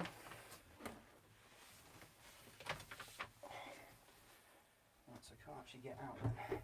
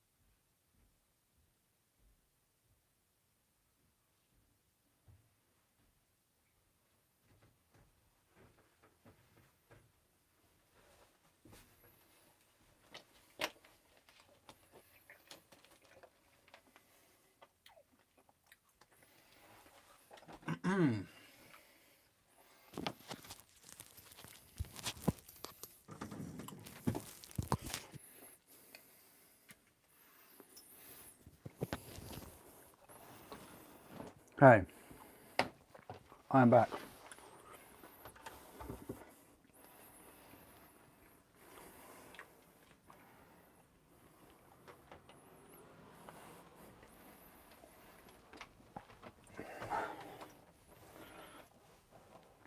Oh.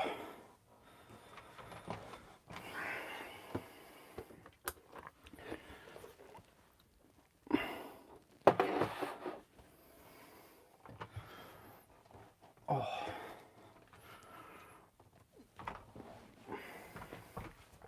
Right. Thank you for waiting. Let's crack on.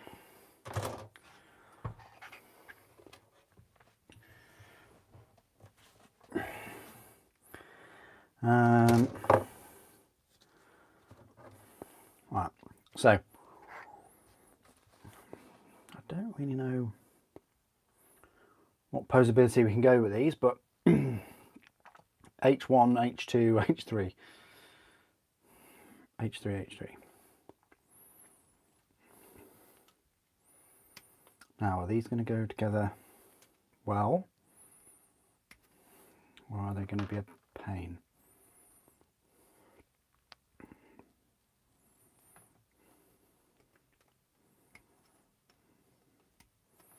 Yeah, just building these in the stone guard on the stream.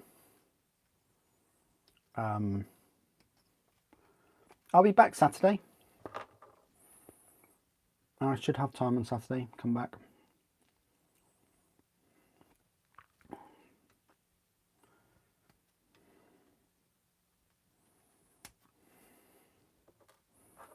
Probably will build more of this though. H9 and H5.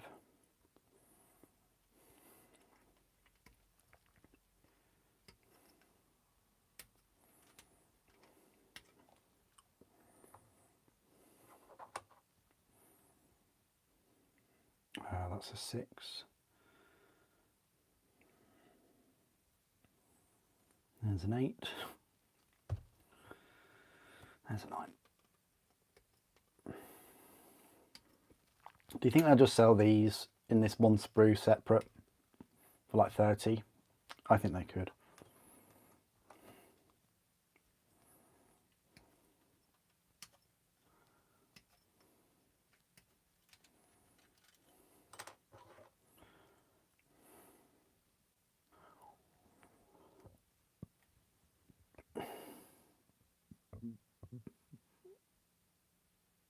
I have 6.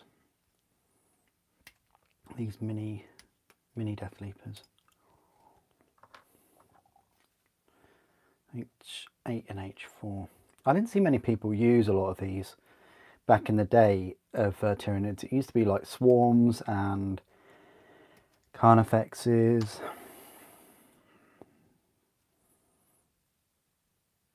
I do have a Death Leaper somewhere, don't I? I did a review of him.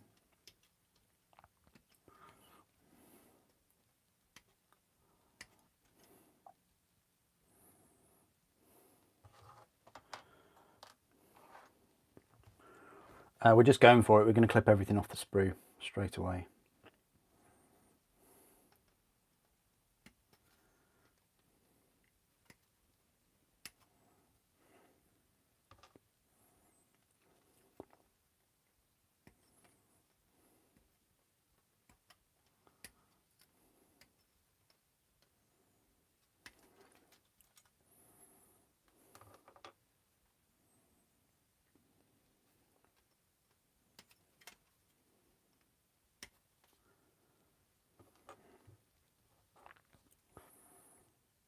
Seven and 13.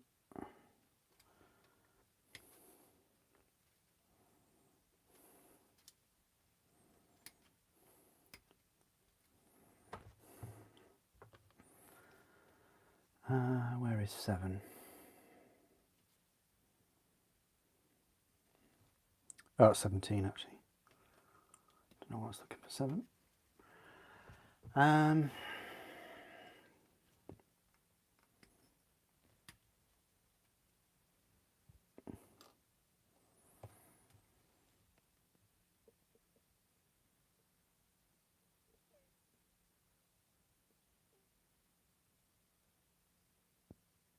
No Warlord Dakota. I built the Terminators.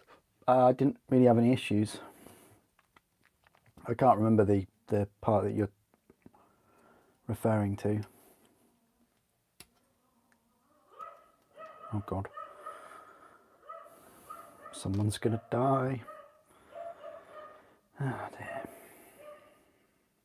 Right. 18. There it is.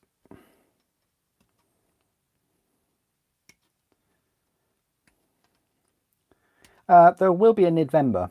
I think I've said this before. all of the new releases might have been out by then. I'm pretty sure they will. All of the ones that they've announced. I can't see them taking like 4 more months to actually release them. So if we're going to do a Nidvember, I might get 1 or 2 extra models, but it will be mainly focusing on the painting of them.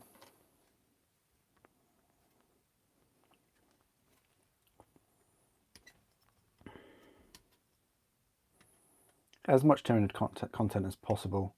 Maybe a Harridan? I don't know.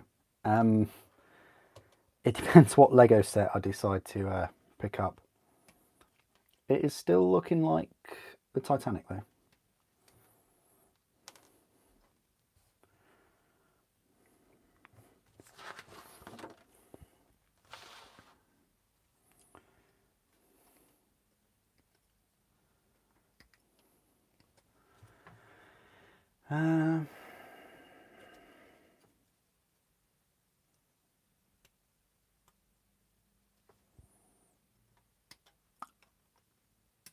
To fit into the bases, well, been okay I think so far.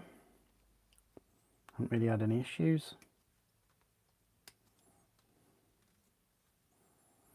With the plugs and then the sockets of the bases, no, I haven't really had any issues.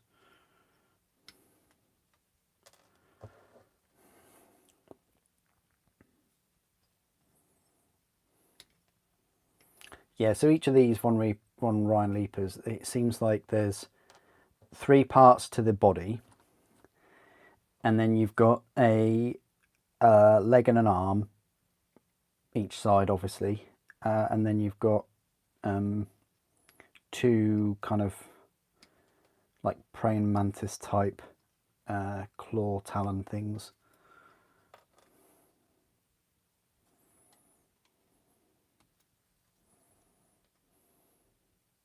And maybe a little bit of a scenic base thingy.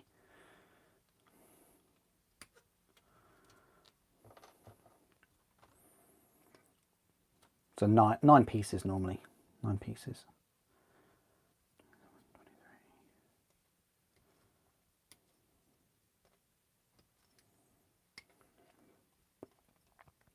And that is all the parts off this sprue.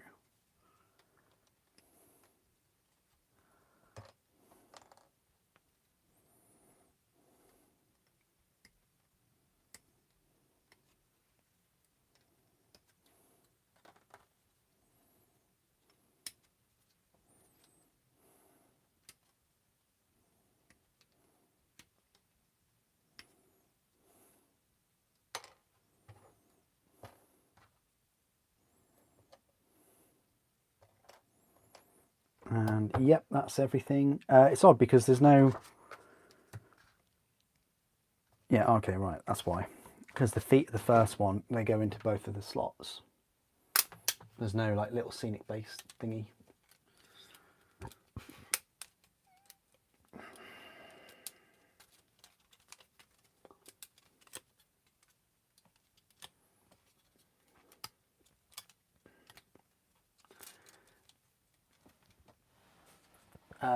Yeah, then there's the big rule book as well.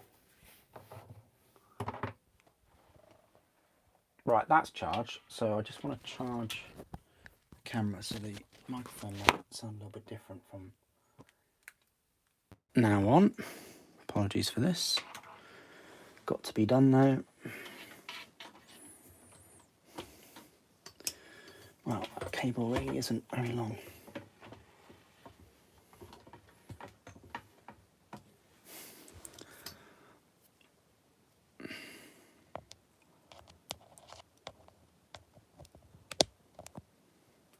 Right. Should be okay. Good to go. Right, let's clean these parts up and then we will get to the mould lines and things. Yeah, these shouldn't take too long whatsoever. It's just whether we're going to get some gaps in them. That's the big issue.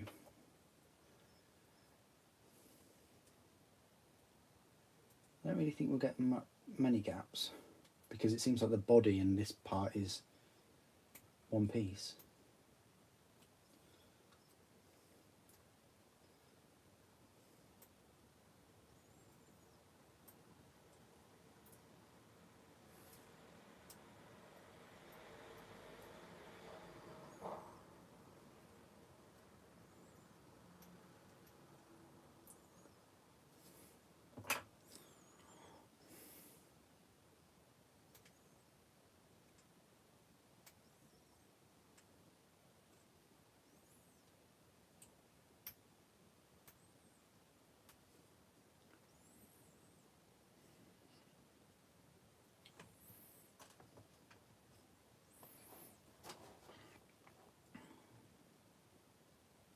I've done that.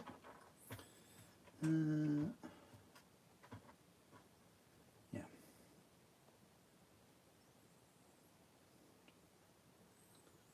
I already think my colour scheme for these Ryan Leapers will be pretty nice.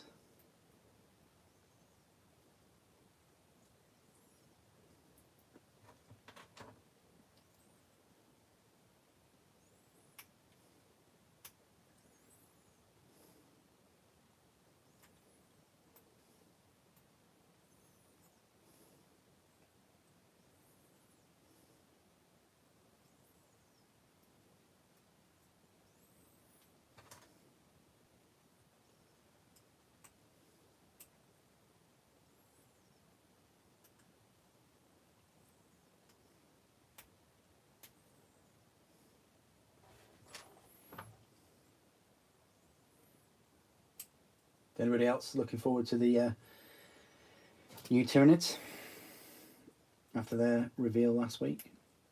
What's your favourite mini out of those?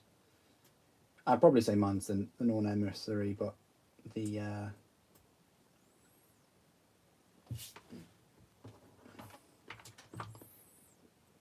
Lictor's definitely grown on me.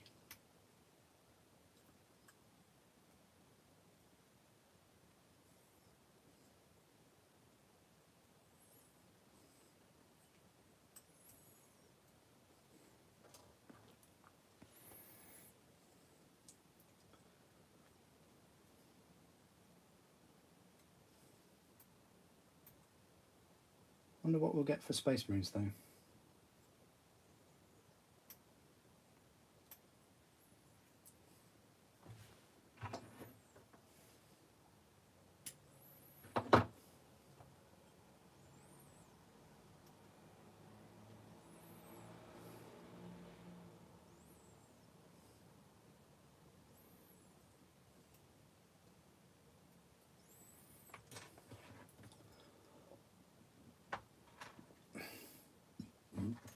Right, that's those done.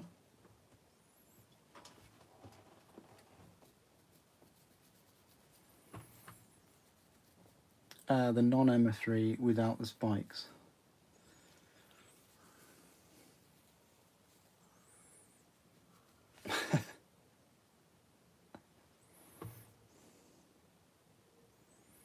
Bivor, yeah.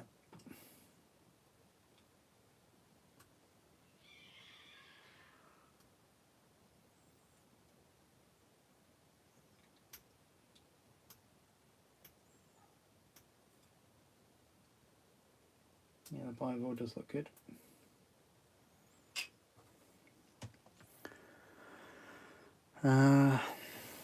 Yeah, they did. Yeah, Pyrevor.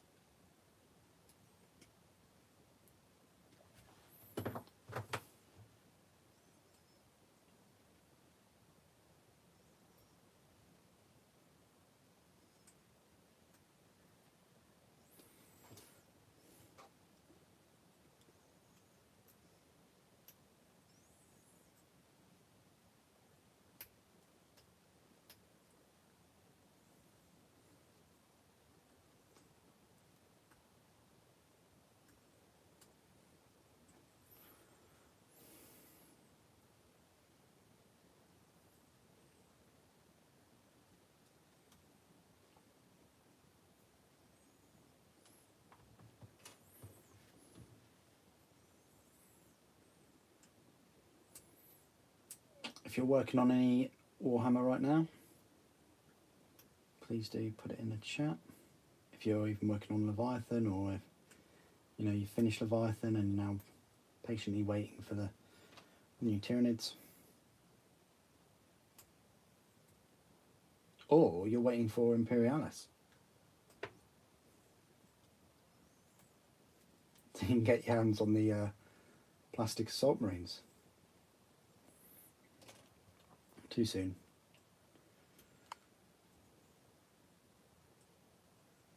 Oh, it's going to cut his claw off if I'm not careful.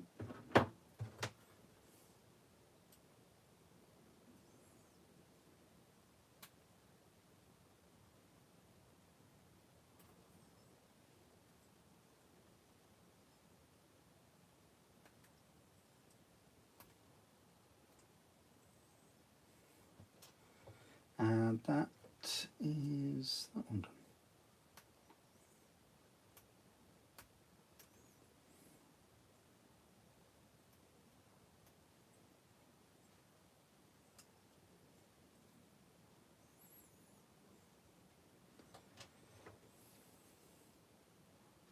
Yeah, I'd probably, out of these, make the Infernus off stream, most likely.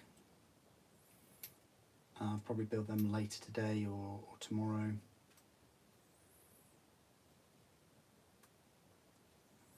And then just three more units to go.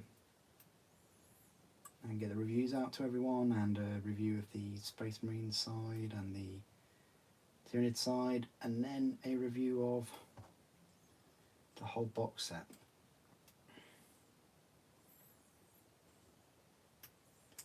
Give you the value lowdown. I mean, obviously there's huge value, no doubt about that, but is it kind of less value than the Horus Heresy set? That's the last sort of big starter army set thing that we had.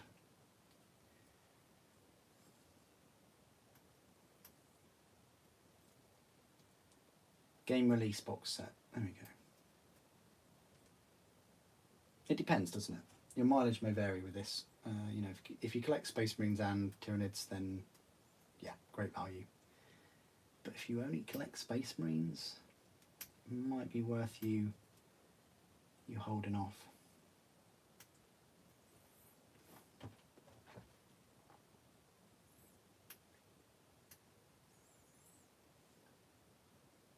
Well, it depends. If you can get it for a discount, if you can get it for like £120,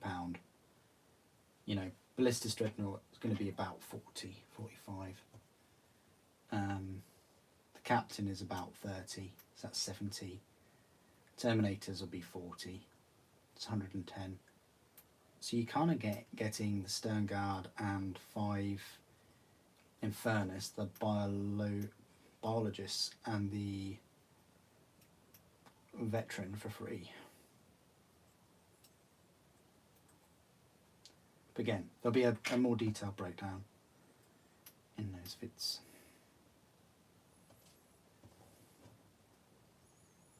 Yep, that's that done, and that one. Yeah, I think I've done all of these. Oh, this side.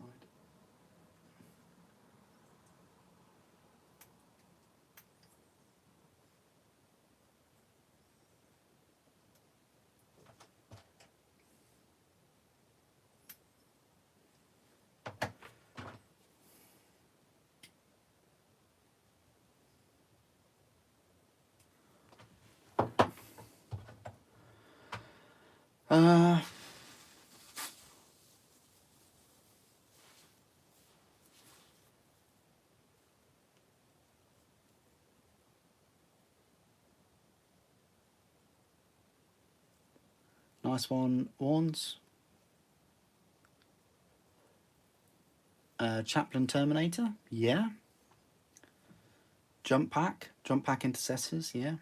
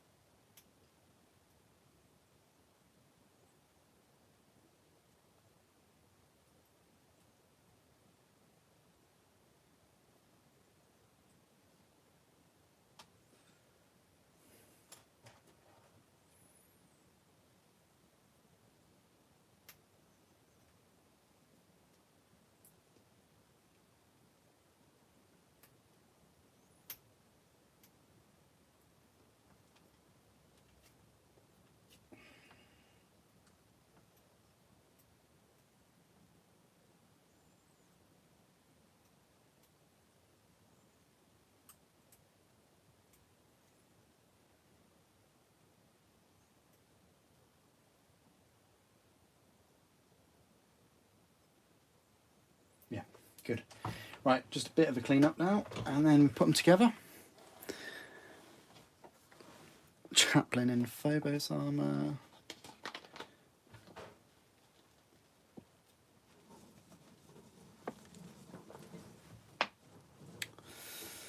Yeah, I think so. And the ballistas, there's not many parts to it either. It's all on one sprue, I think. There's definitely big scope for this set to be included in a subscription. Definitely.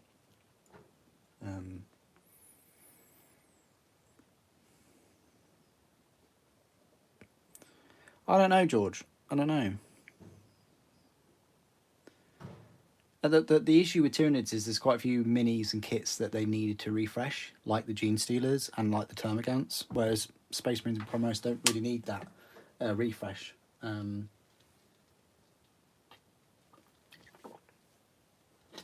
mean, you could say like a Chaplain, though. You know, you could say they've done the Leviathan, they've done the Apothecary, the Champion, maybe. They've done the Tech Marine. They could do Assault Marines, well, jump pack ones. I mean, obviously in Space Marine 2, he's Primaris and he's wearing a jump pack, isn't he? So that's guaranteed.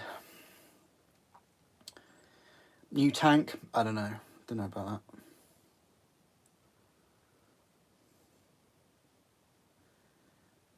that.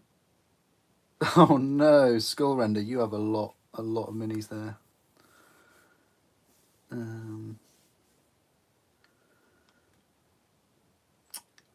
The Brutalis will be coming in autumn, I guess, but that is the full kit. Why? I don't understand why it would be a full kit though. Because there's no different rules for it. So there's no different weapon options.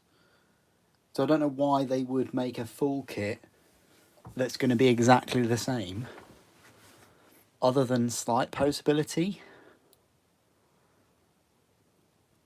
Unless they're going to start off by stealth updating the data sheets from now on. Which, if they are, that may well put a lot of people off picking up kits straight away.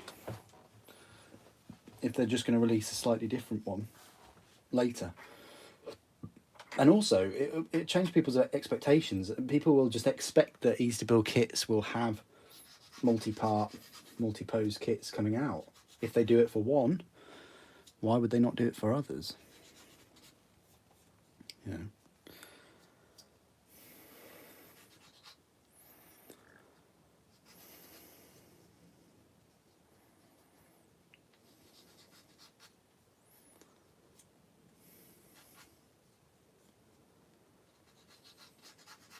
But again, sampler though. But why would they just create the Brutalis again with no extra options?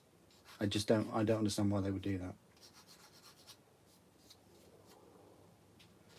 They did that for the Redemptor because there were more options. You know, the ETB Redemptor had less weapons and things like that. Yeah, but there's no rules, Revan. There's no rules, man. Come on, think, Revan. Have you got the app? If you haven't, that's the first thing I suggest you do. Go, everybody, just download their Warhammer 40k app. Then you've got access to all the data sheets and the rules for free, and then that will help.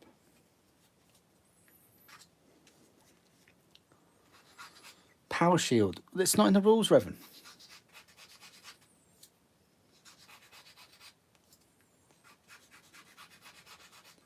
It would be cool, don't get me wrong. I'd love to see a ballistas with like plasma, you know, and flamers, heavy flamers at the front instead of their storm bolters. I really would love to see that. But the moment just doesn't exist in the rules.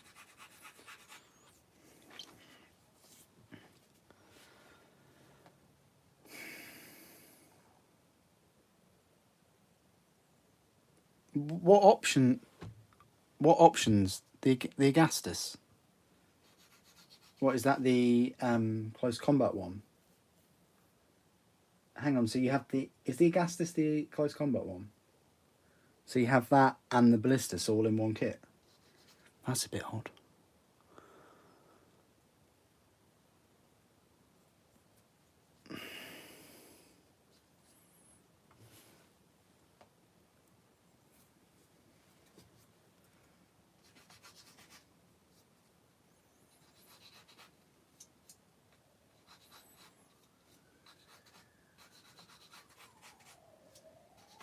You still can, George. Just use 9th edition rules. Yeah, you've been around on this channel for quite a while, and you've played 9th edition more than 10th. Ah, Brutalis. There you go. Yeah, the Brutalis. They'll release that, so that's another kit, isn't it?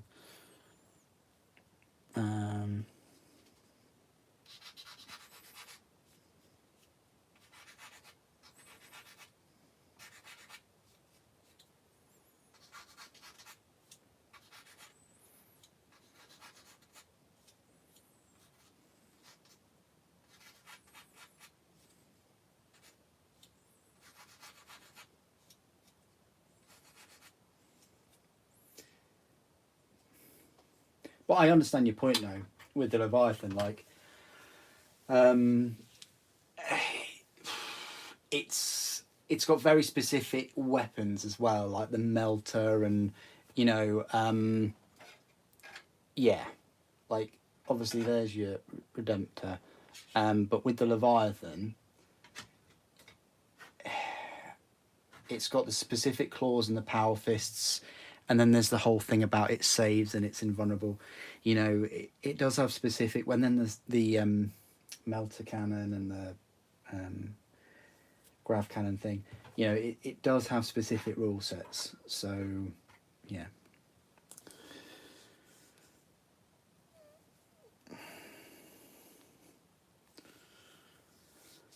Yeah, no, I don't see that coming out. I don't see Ballistis coming out in three sprue kit.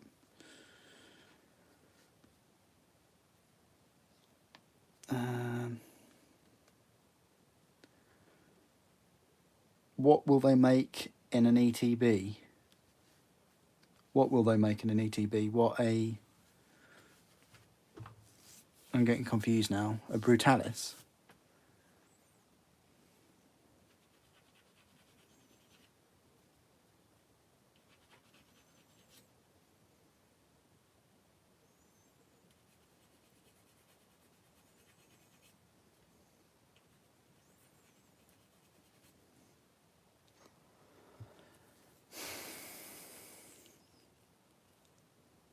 Apothecary and Terminator armor? I don't know about that.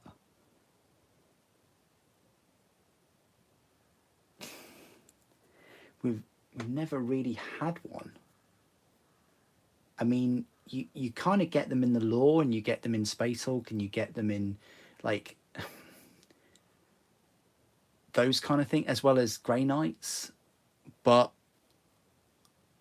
then in Horus Heresy, we get that kind of apothecary type cataphracti one, but I mean, that would be interesting. The whole reason why we don't normally see them is because of the Narthessium and things. But as we found out with the Gravis one, who needs a Narthessium, right? An easy to build Ballistus. Oh, yeah. Now I understand where you're coming from. Yeah, they'll do that. They did that with a load of the big kits in Indomitus. Like the tripod and the Locust Heavy Destroyer. They just package the ETBs into boxes at a slightly cheaper price than like full kits. Yeah, they'll do that with the Ballistus. Pricing though, will it be 30? If it's 35 or 40, that's... Yeah, if it's 35, that's a bit too much.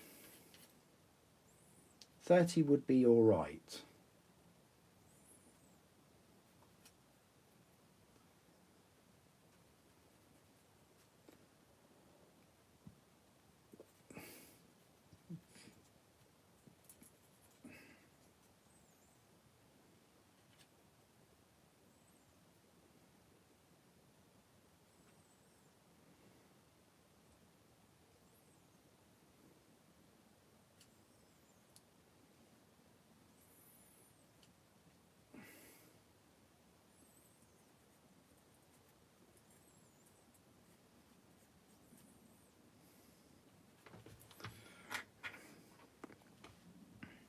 hope it's 20. What, so cheaper than the ETB Redemptor that came out 6 years ago? Okay, Revan, okay. I almost read that as an... yeah, you did write that. An Apothecary Dreadnought. Well, we've got a Librarian Dreadnought, but not a Librarian Redemptor Dreadnought. Oh, dear.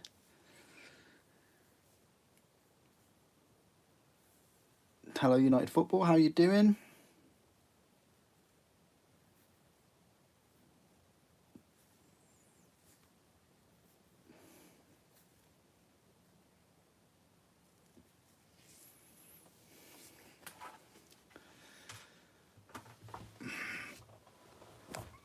Oops.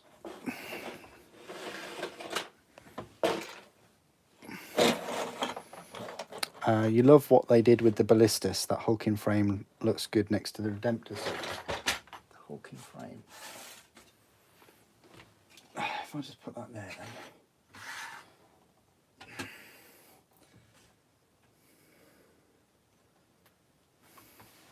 Ah, you see hulking frame, like these side panels, yeah.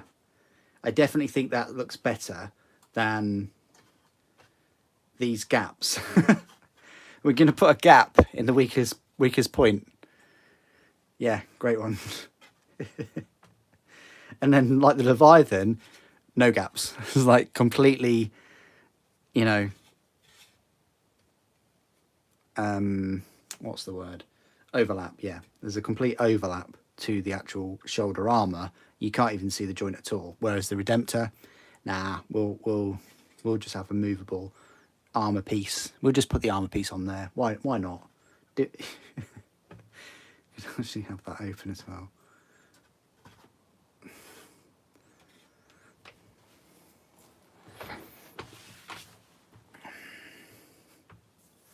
Oh, nice, you're working on some Necrons, cool.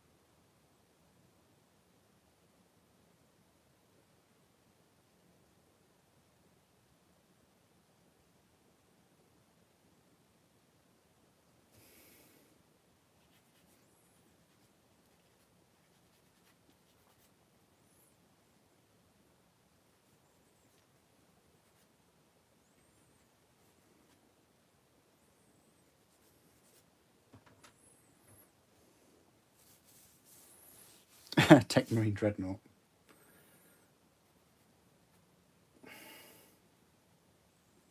That would be a Tech Marine's dream come true, wouldn't it?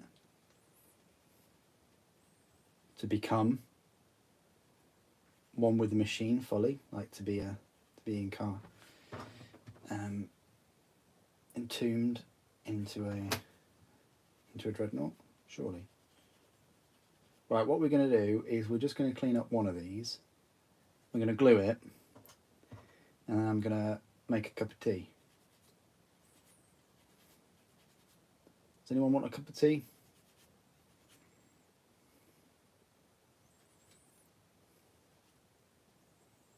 A long way to go to get you your tea, but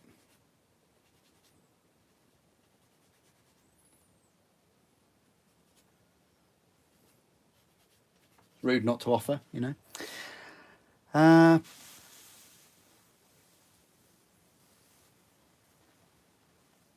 Armpit shields wouldn't work.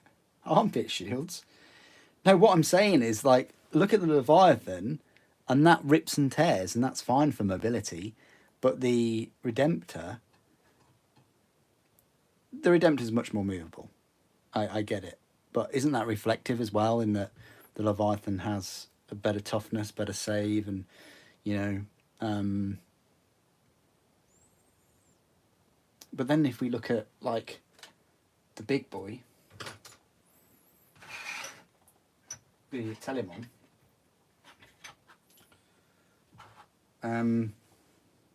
you just see the joints at the elbows, and then you kind of see the joints at the hips as well.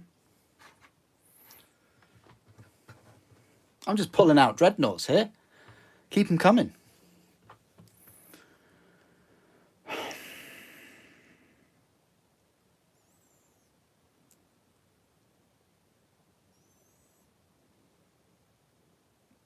An ironclad Redemptor, yeah.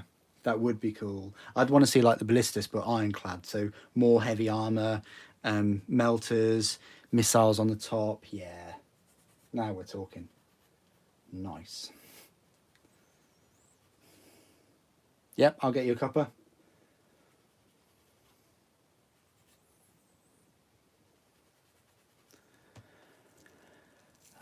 Thanks, Marcus. Glad you're live painting. Oh, thanks. You're very welcome. Thank you for your comment as well. Oh, thank you, Sampler. I appreciate that.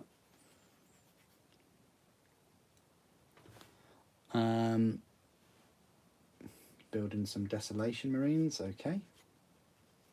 Sounds good.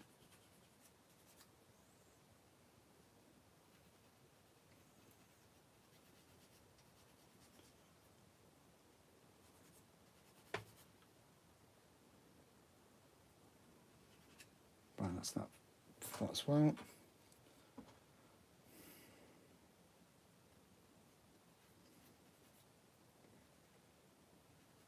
Leg even.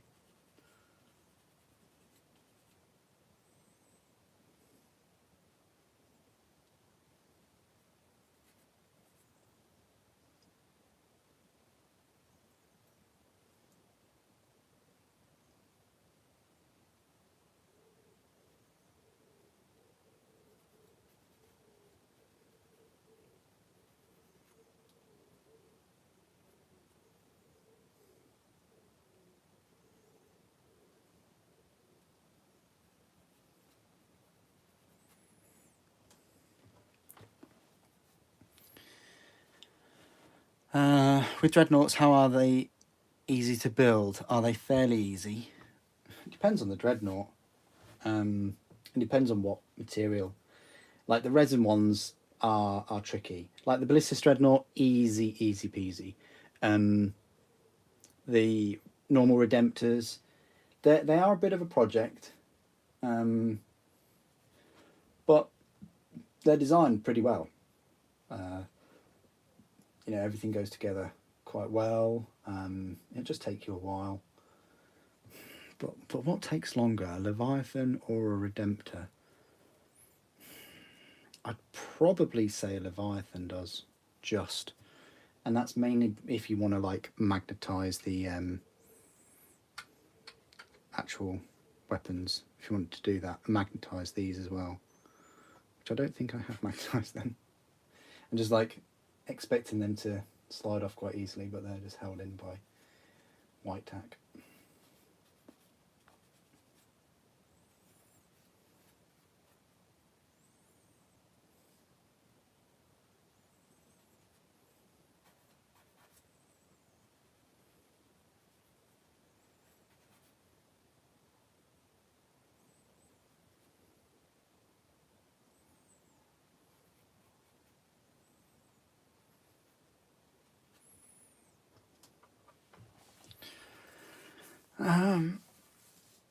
Yeah, Redemptors and Leviathans do. Even Contemptors, like even plastic Contemptors have a load of parts.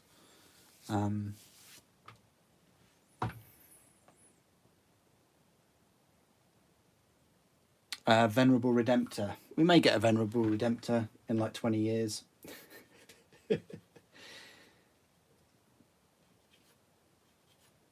When I'm retired from the hobby. I don't know. I won't be retired, will I? I'll be painting still.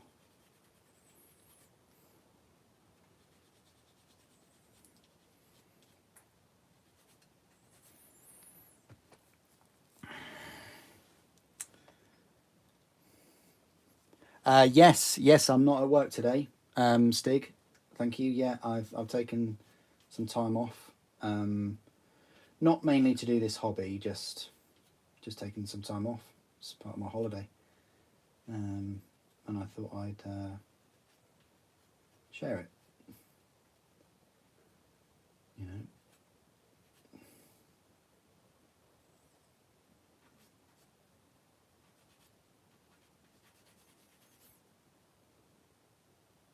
Kind of wish I'd done some of this yesterday as well. Looking back on it, but oh well. And that is us done. Just this talon to clean up. These aren't too bad. I thought that these would be pretty rough, but they're not too bad, you know.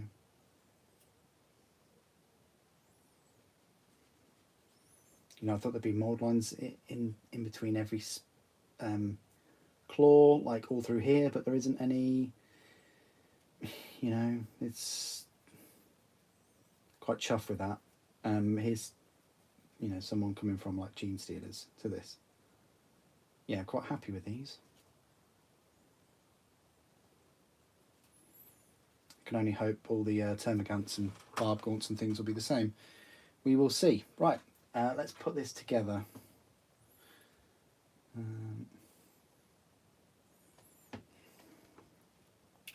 Two sugars, wow. Milk and 2 sugars for you, Turkish. Okay.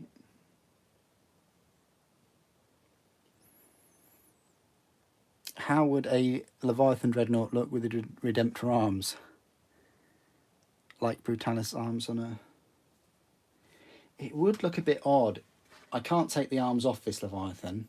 And I can't take it off the other one. But it would look a bit odd, yeah. The Dreadnought that comes in the kit, is it push to fit? Everything's push to fit in the kit. United Football. Everything.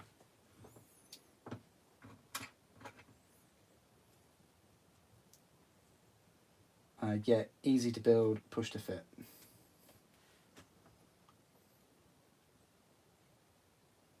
So,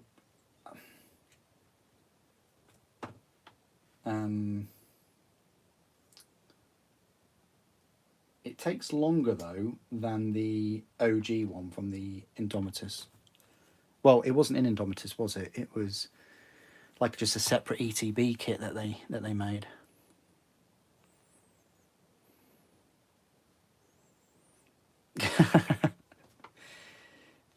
You'll still have painted them quicker than me, Skull. So don't worry about that. Right, so we got the right. So there's 3 holes. Of course there is. Let's put this one in the back and this one here, and then we've got. These are actually quite satisfying to build. Can we... No, you can't really change the angle of the arms though. Sort of hoping we could.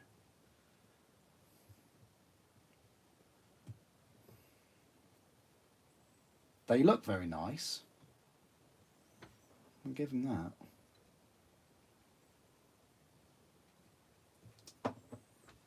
My new favourite kit of the set? Possibly, you know. Wish we got more.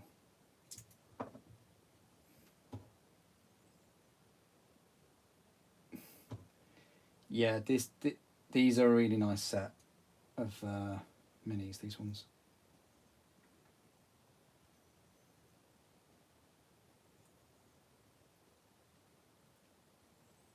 Yeah, that's very cool. I wish there was more. That was so fun. Right, okay. Put it that way around.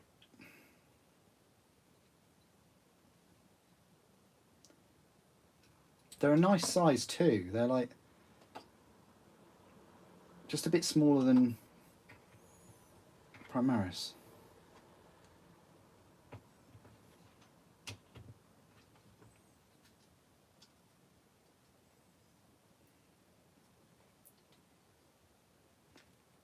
Yeah, I like that. That's really cool. That's yeah, surpassed my expectations, as I like to say. So that's one of them. I'll go grab a cuppa, and then we'll complete the other two. Because that was fun. I like that one.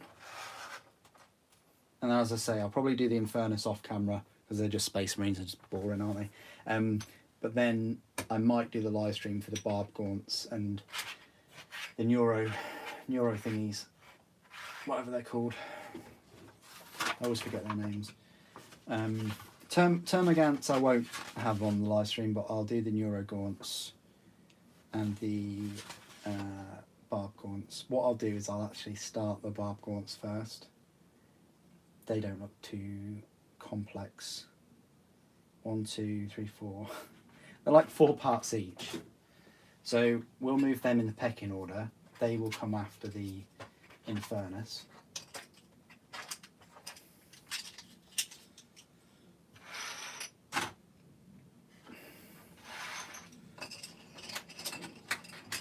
So we'll live stream them and the Neurogaunts, and then I'll build the Termagants off camera.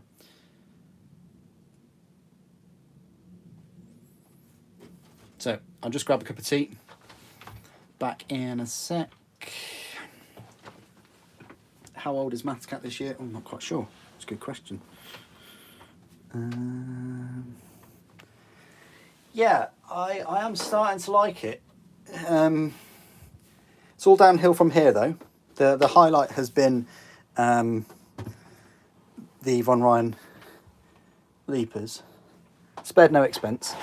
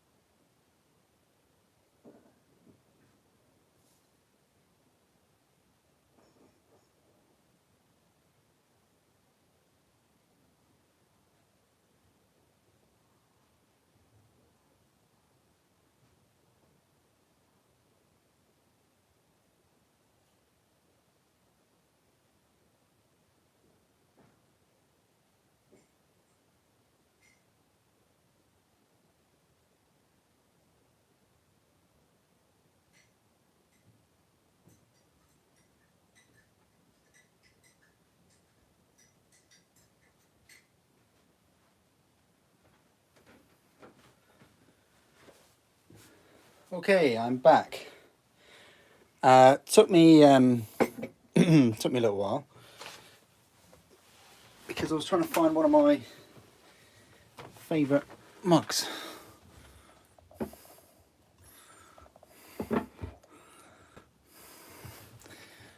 What's this? Actually, there.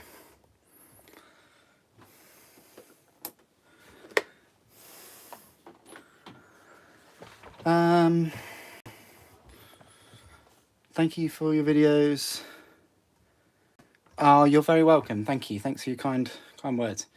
Yeah, one of my favourite mugs. It's my Custodes mug.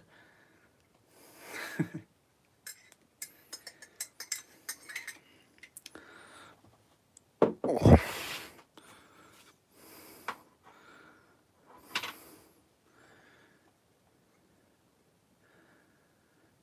What Space Marine chapter is that then? Is that the Howling Griffins? But that's what my Custodes are resting on. Stick a bush in it.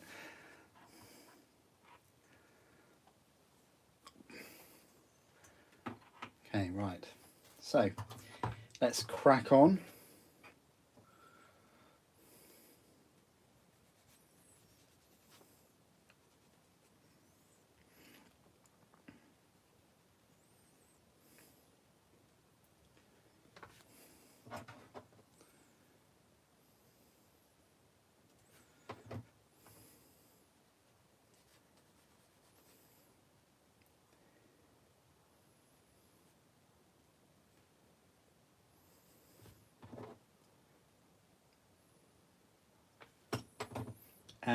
Yeah, there's probably a good chance of me painting the Tyranids out of this set quicker than the Space Marines.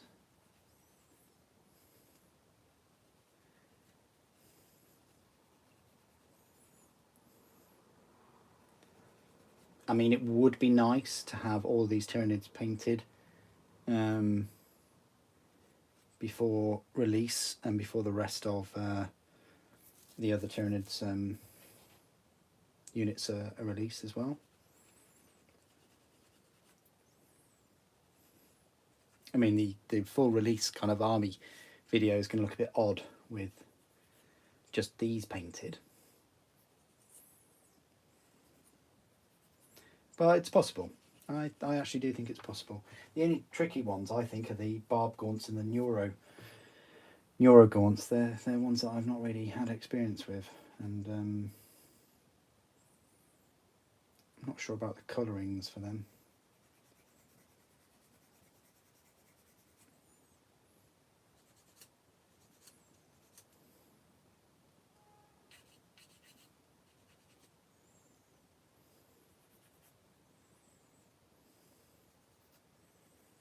I'm sure these Leapers will be a joy. Ah, Howling Griffins.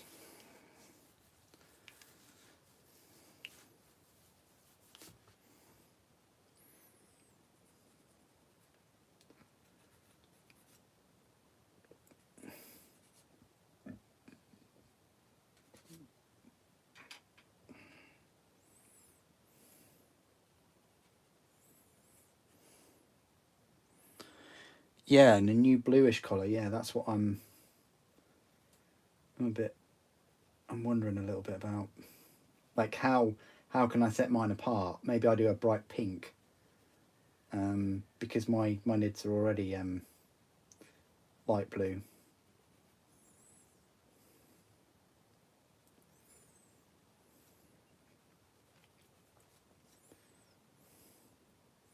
Maybe I have the green, like the Tesseract green colour for their brains.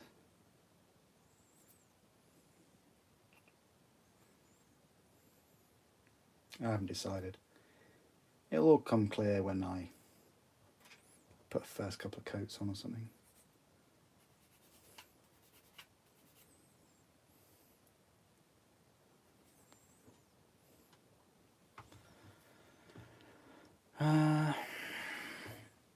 I don't know where my painted Tyranid is. I know I didn't use a contrast for it, but I did use, I don't think I used Gilliman Blue, no. I'm sure I used a shade though. Rather than a, you know, base paint.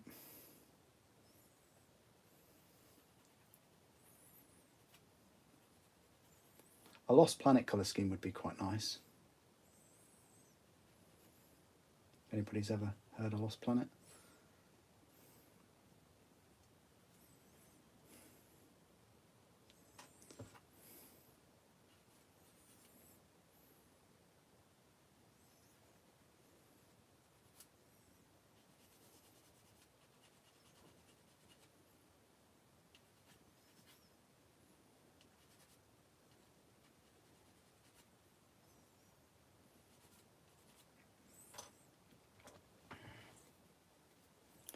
Kriegsman, hello, how you doing?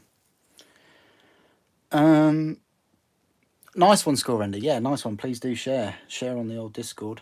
Mine are just going to be Black Consoles / Dark Angels. So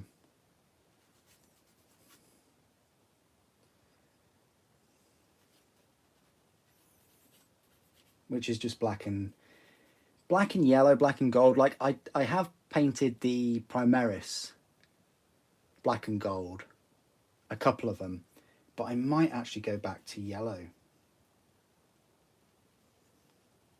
Or have the OG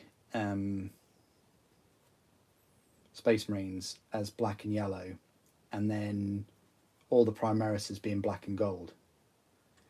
Kind of to signify that most of the chapter was wiped out on a planet by word bearers, which are my other army, I guess. And they have close links, close ties, Black Consoles, with Legio Xerxes, which are black and gold.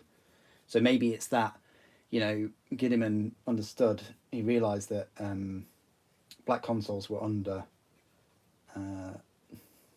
resourced, so we sent a large reinforcement to bolster the Black Consoles, and the Primaris just adopted the Legio colours, but at the same time keeping that black colour of the Black Consoles. So it's almost like a matching of the chapter with the Titan Legion. I don't know. Obviously, Titan Legions have had their colours for a lot longer than before Space Marines were around, I think. So, and the knightly houses as well, like my black and gold of my knights. Definitely can't wait to pick up the new Cerastus Knights. Build and paint them on the live streams.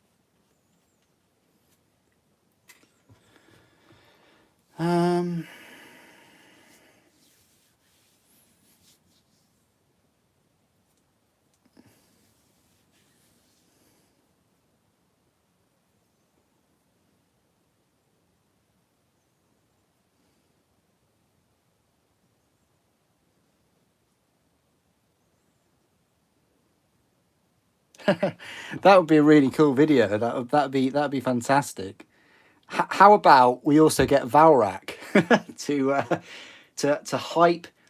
Right, so the voiceover for the whole thing will be Voldemort, right?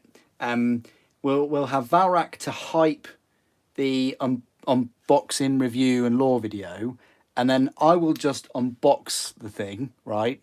Then, as you say, once it's built, we can get all specs to give the rules and the tactics, and then we've got Luton to obviously talk about all the lore. Yeah, that'd be all right.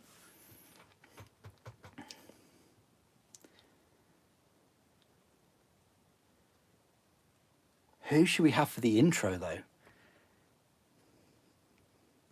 It's got to be hello and welcome, right?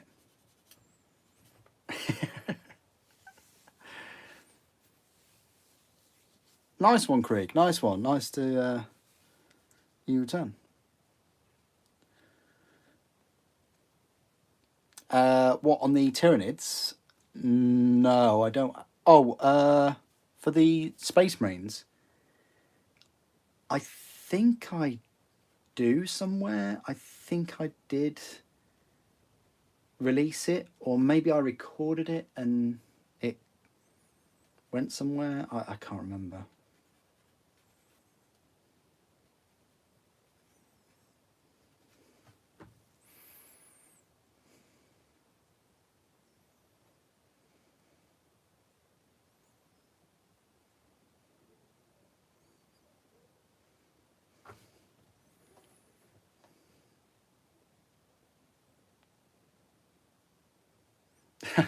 This is very true.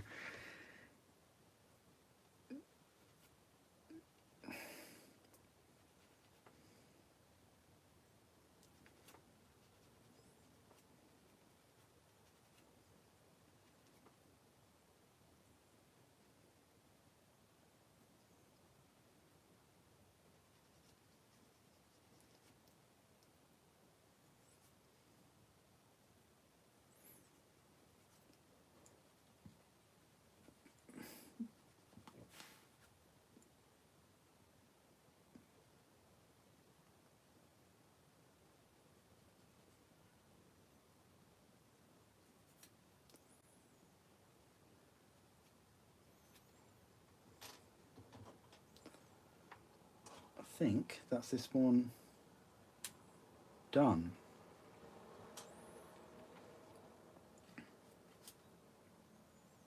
Yep, that was the leg done as well. Right, so we've just got to put this together.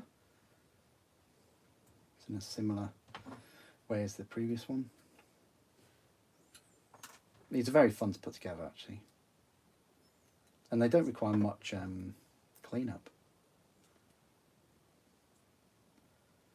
Yeah, my new favourite unit, I think.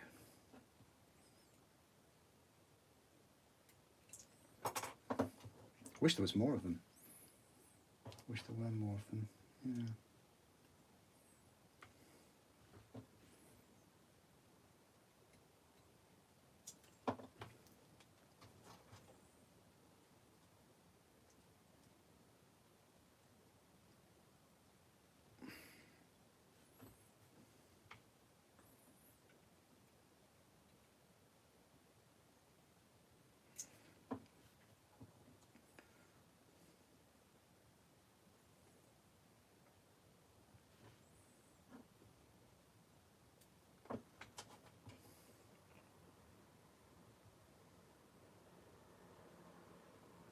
Ah, that does look cool. Yeah.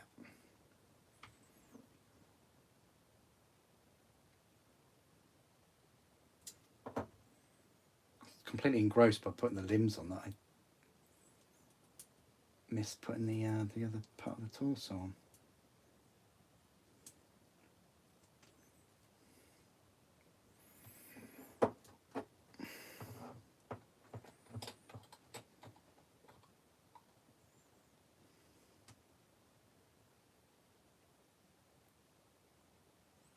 A little bit of a gap here on the old carapace.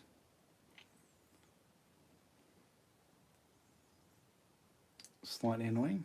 But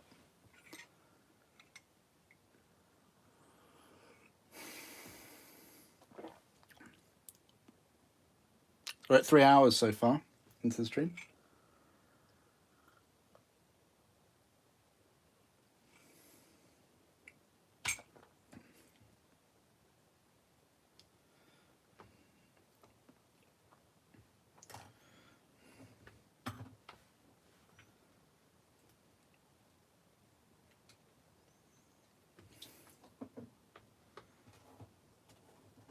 But we are almost finished, so almost out of time.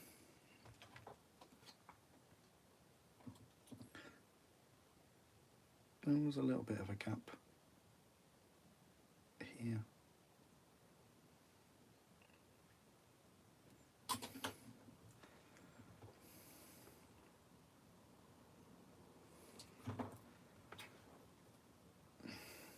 Yeah, these are very, very cool. Where does this arm go though? Wow, that goes really high. High up.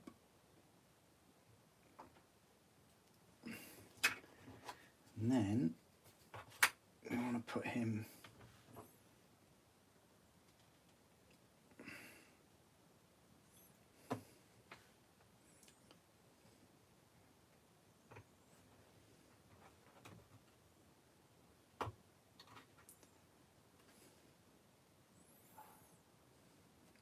maybe rotate another way.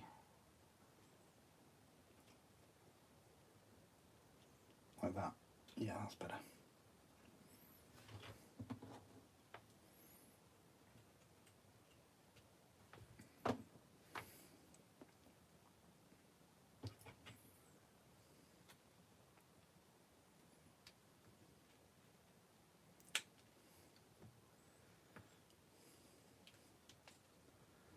So that's those two. Not wholly sold on that pose, but might grow on me. Okay, so final one to do. We're getting there, guys, we're getting there.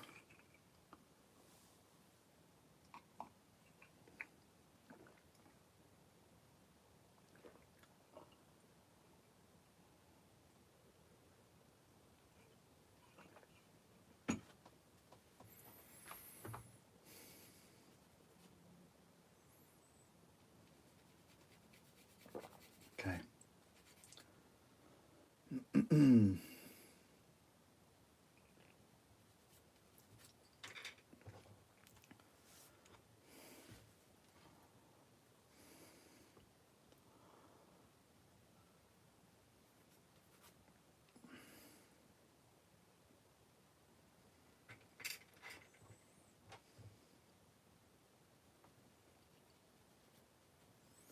Yeah, I feel like, I mean, I understand a unit of 3, but this would have been cool in a unit of 6. Or even a unit of 5.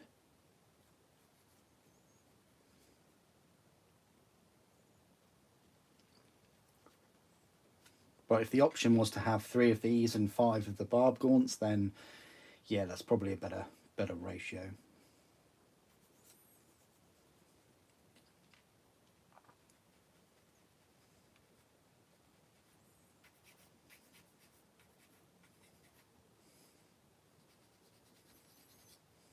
This really makes me pumped for the new Tyranid minis.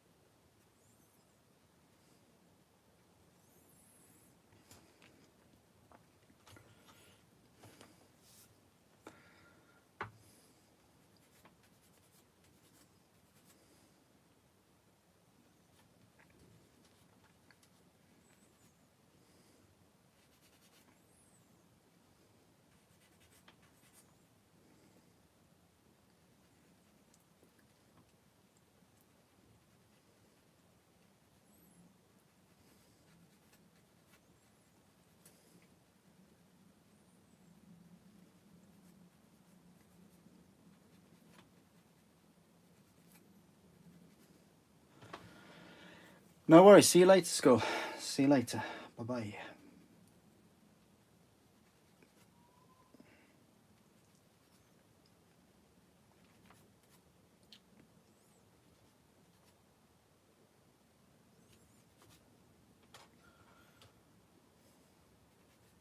We're close to finishing anyway, really. Probably in the next sort of 10 minutes or so. But I will be back. I'll try and be back on Saturday. Saturday evening. For a late one. I would like to finish this set. I say finish it. I'll probably end up just doing the Barb Gaunts and the Neuro Gaunts, and then build the Termagants over next week. I don't think they're too taxing to sort of put together.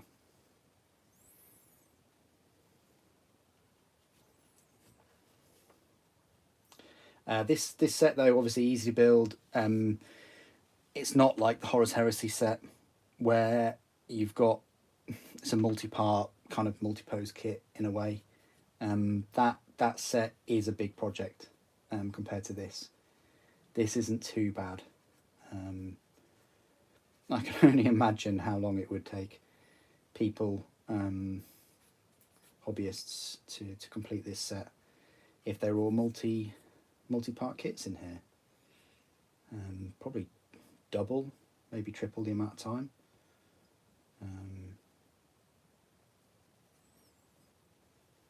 So you can crank this set out, say in a week. If you've got work and other commitments, I guess. If you haven't got work, then yeah.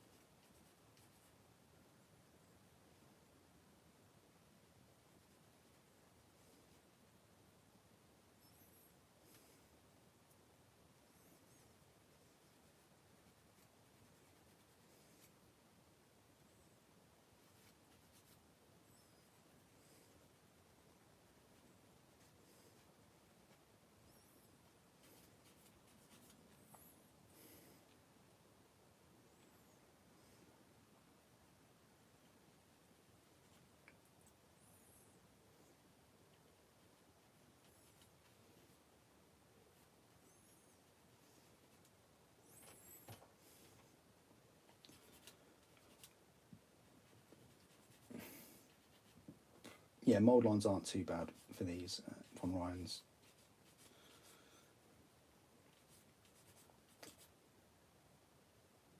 The other Tyranid models, like the Barbcore, the Scream Killer and the Neurosight and they've been more numerous than these, I'd say. Yeah.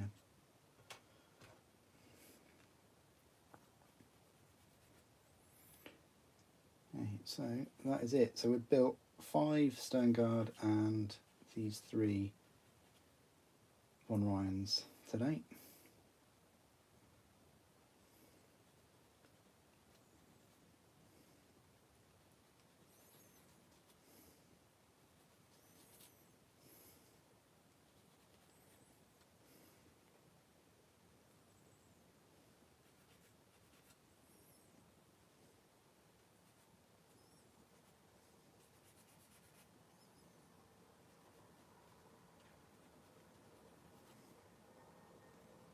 There we go, right, done.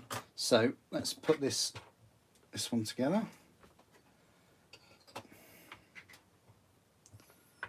We'll start off with the carapace this time.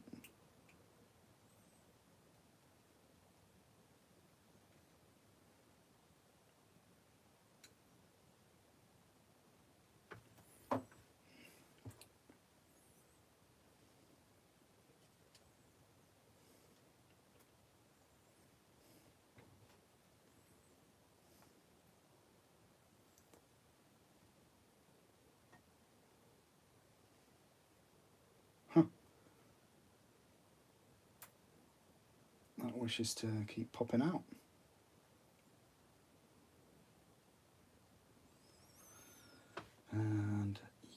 So legs.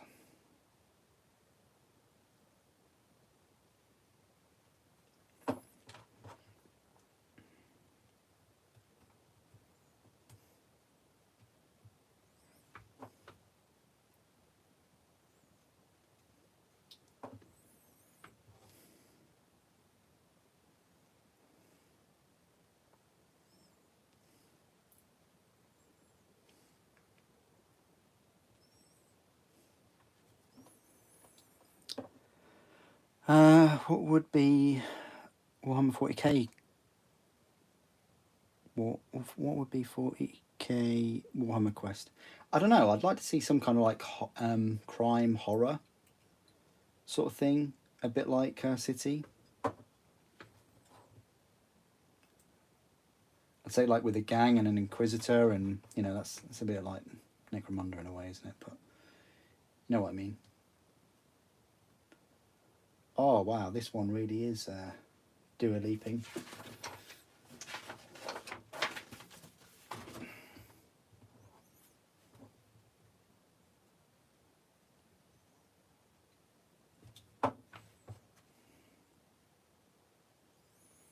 Yeah, probably coolest pose.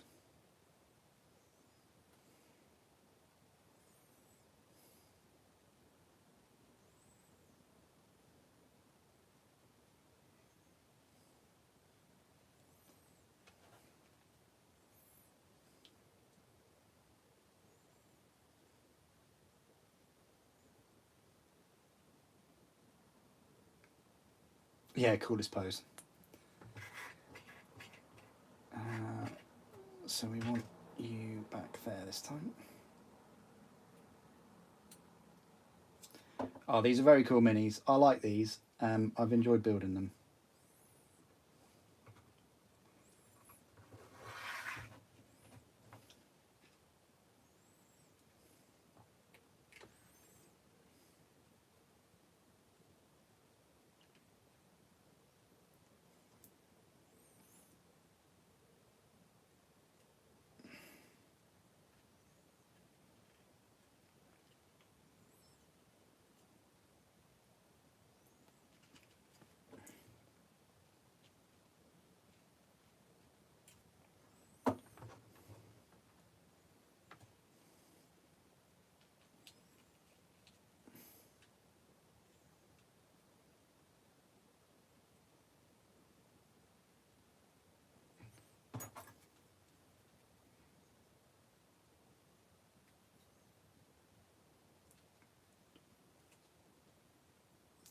Oh, wow. Okay, it might be worth putting this plug in first. This old Tyranid plug.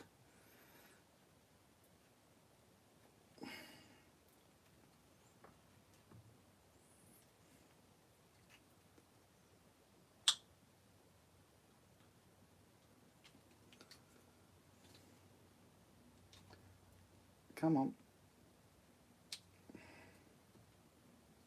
Yeah, we did it. Okay. This is where Super finds out that it's not the right way in. Yeah, it's in. Just this leg is a bit gammy. It's not. It's because I've wiggled it a bit too much.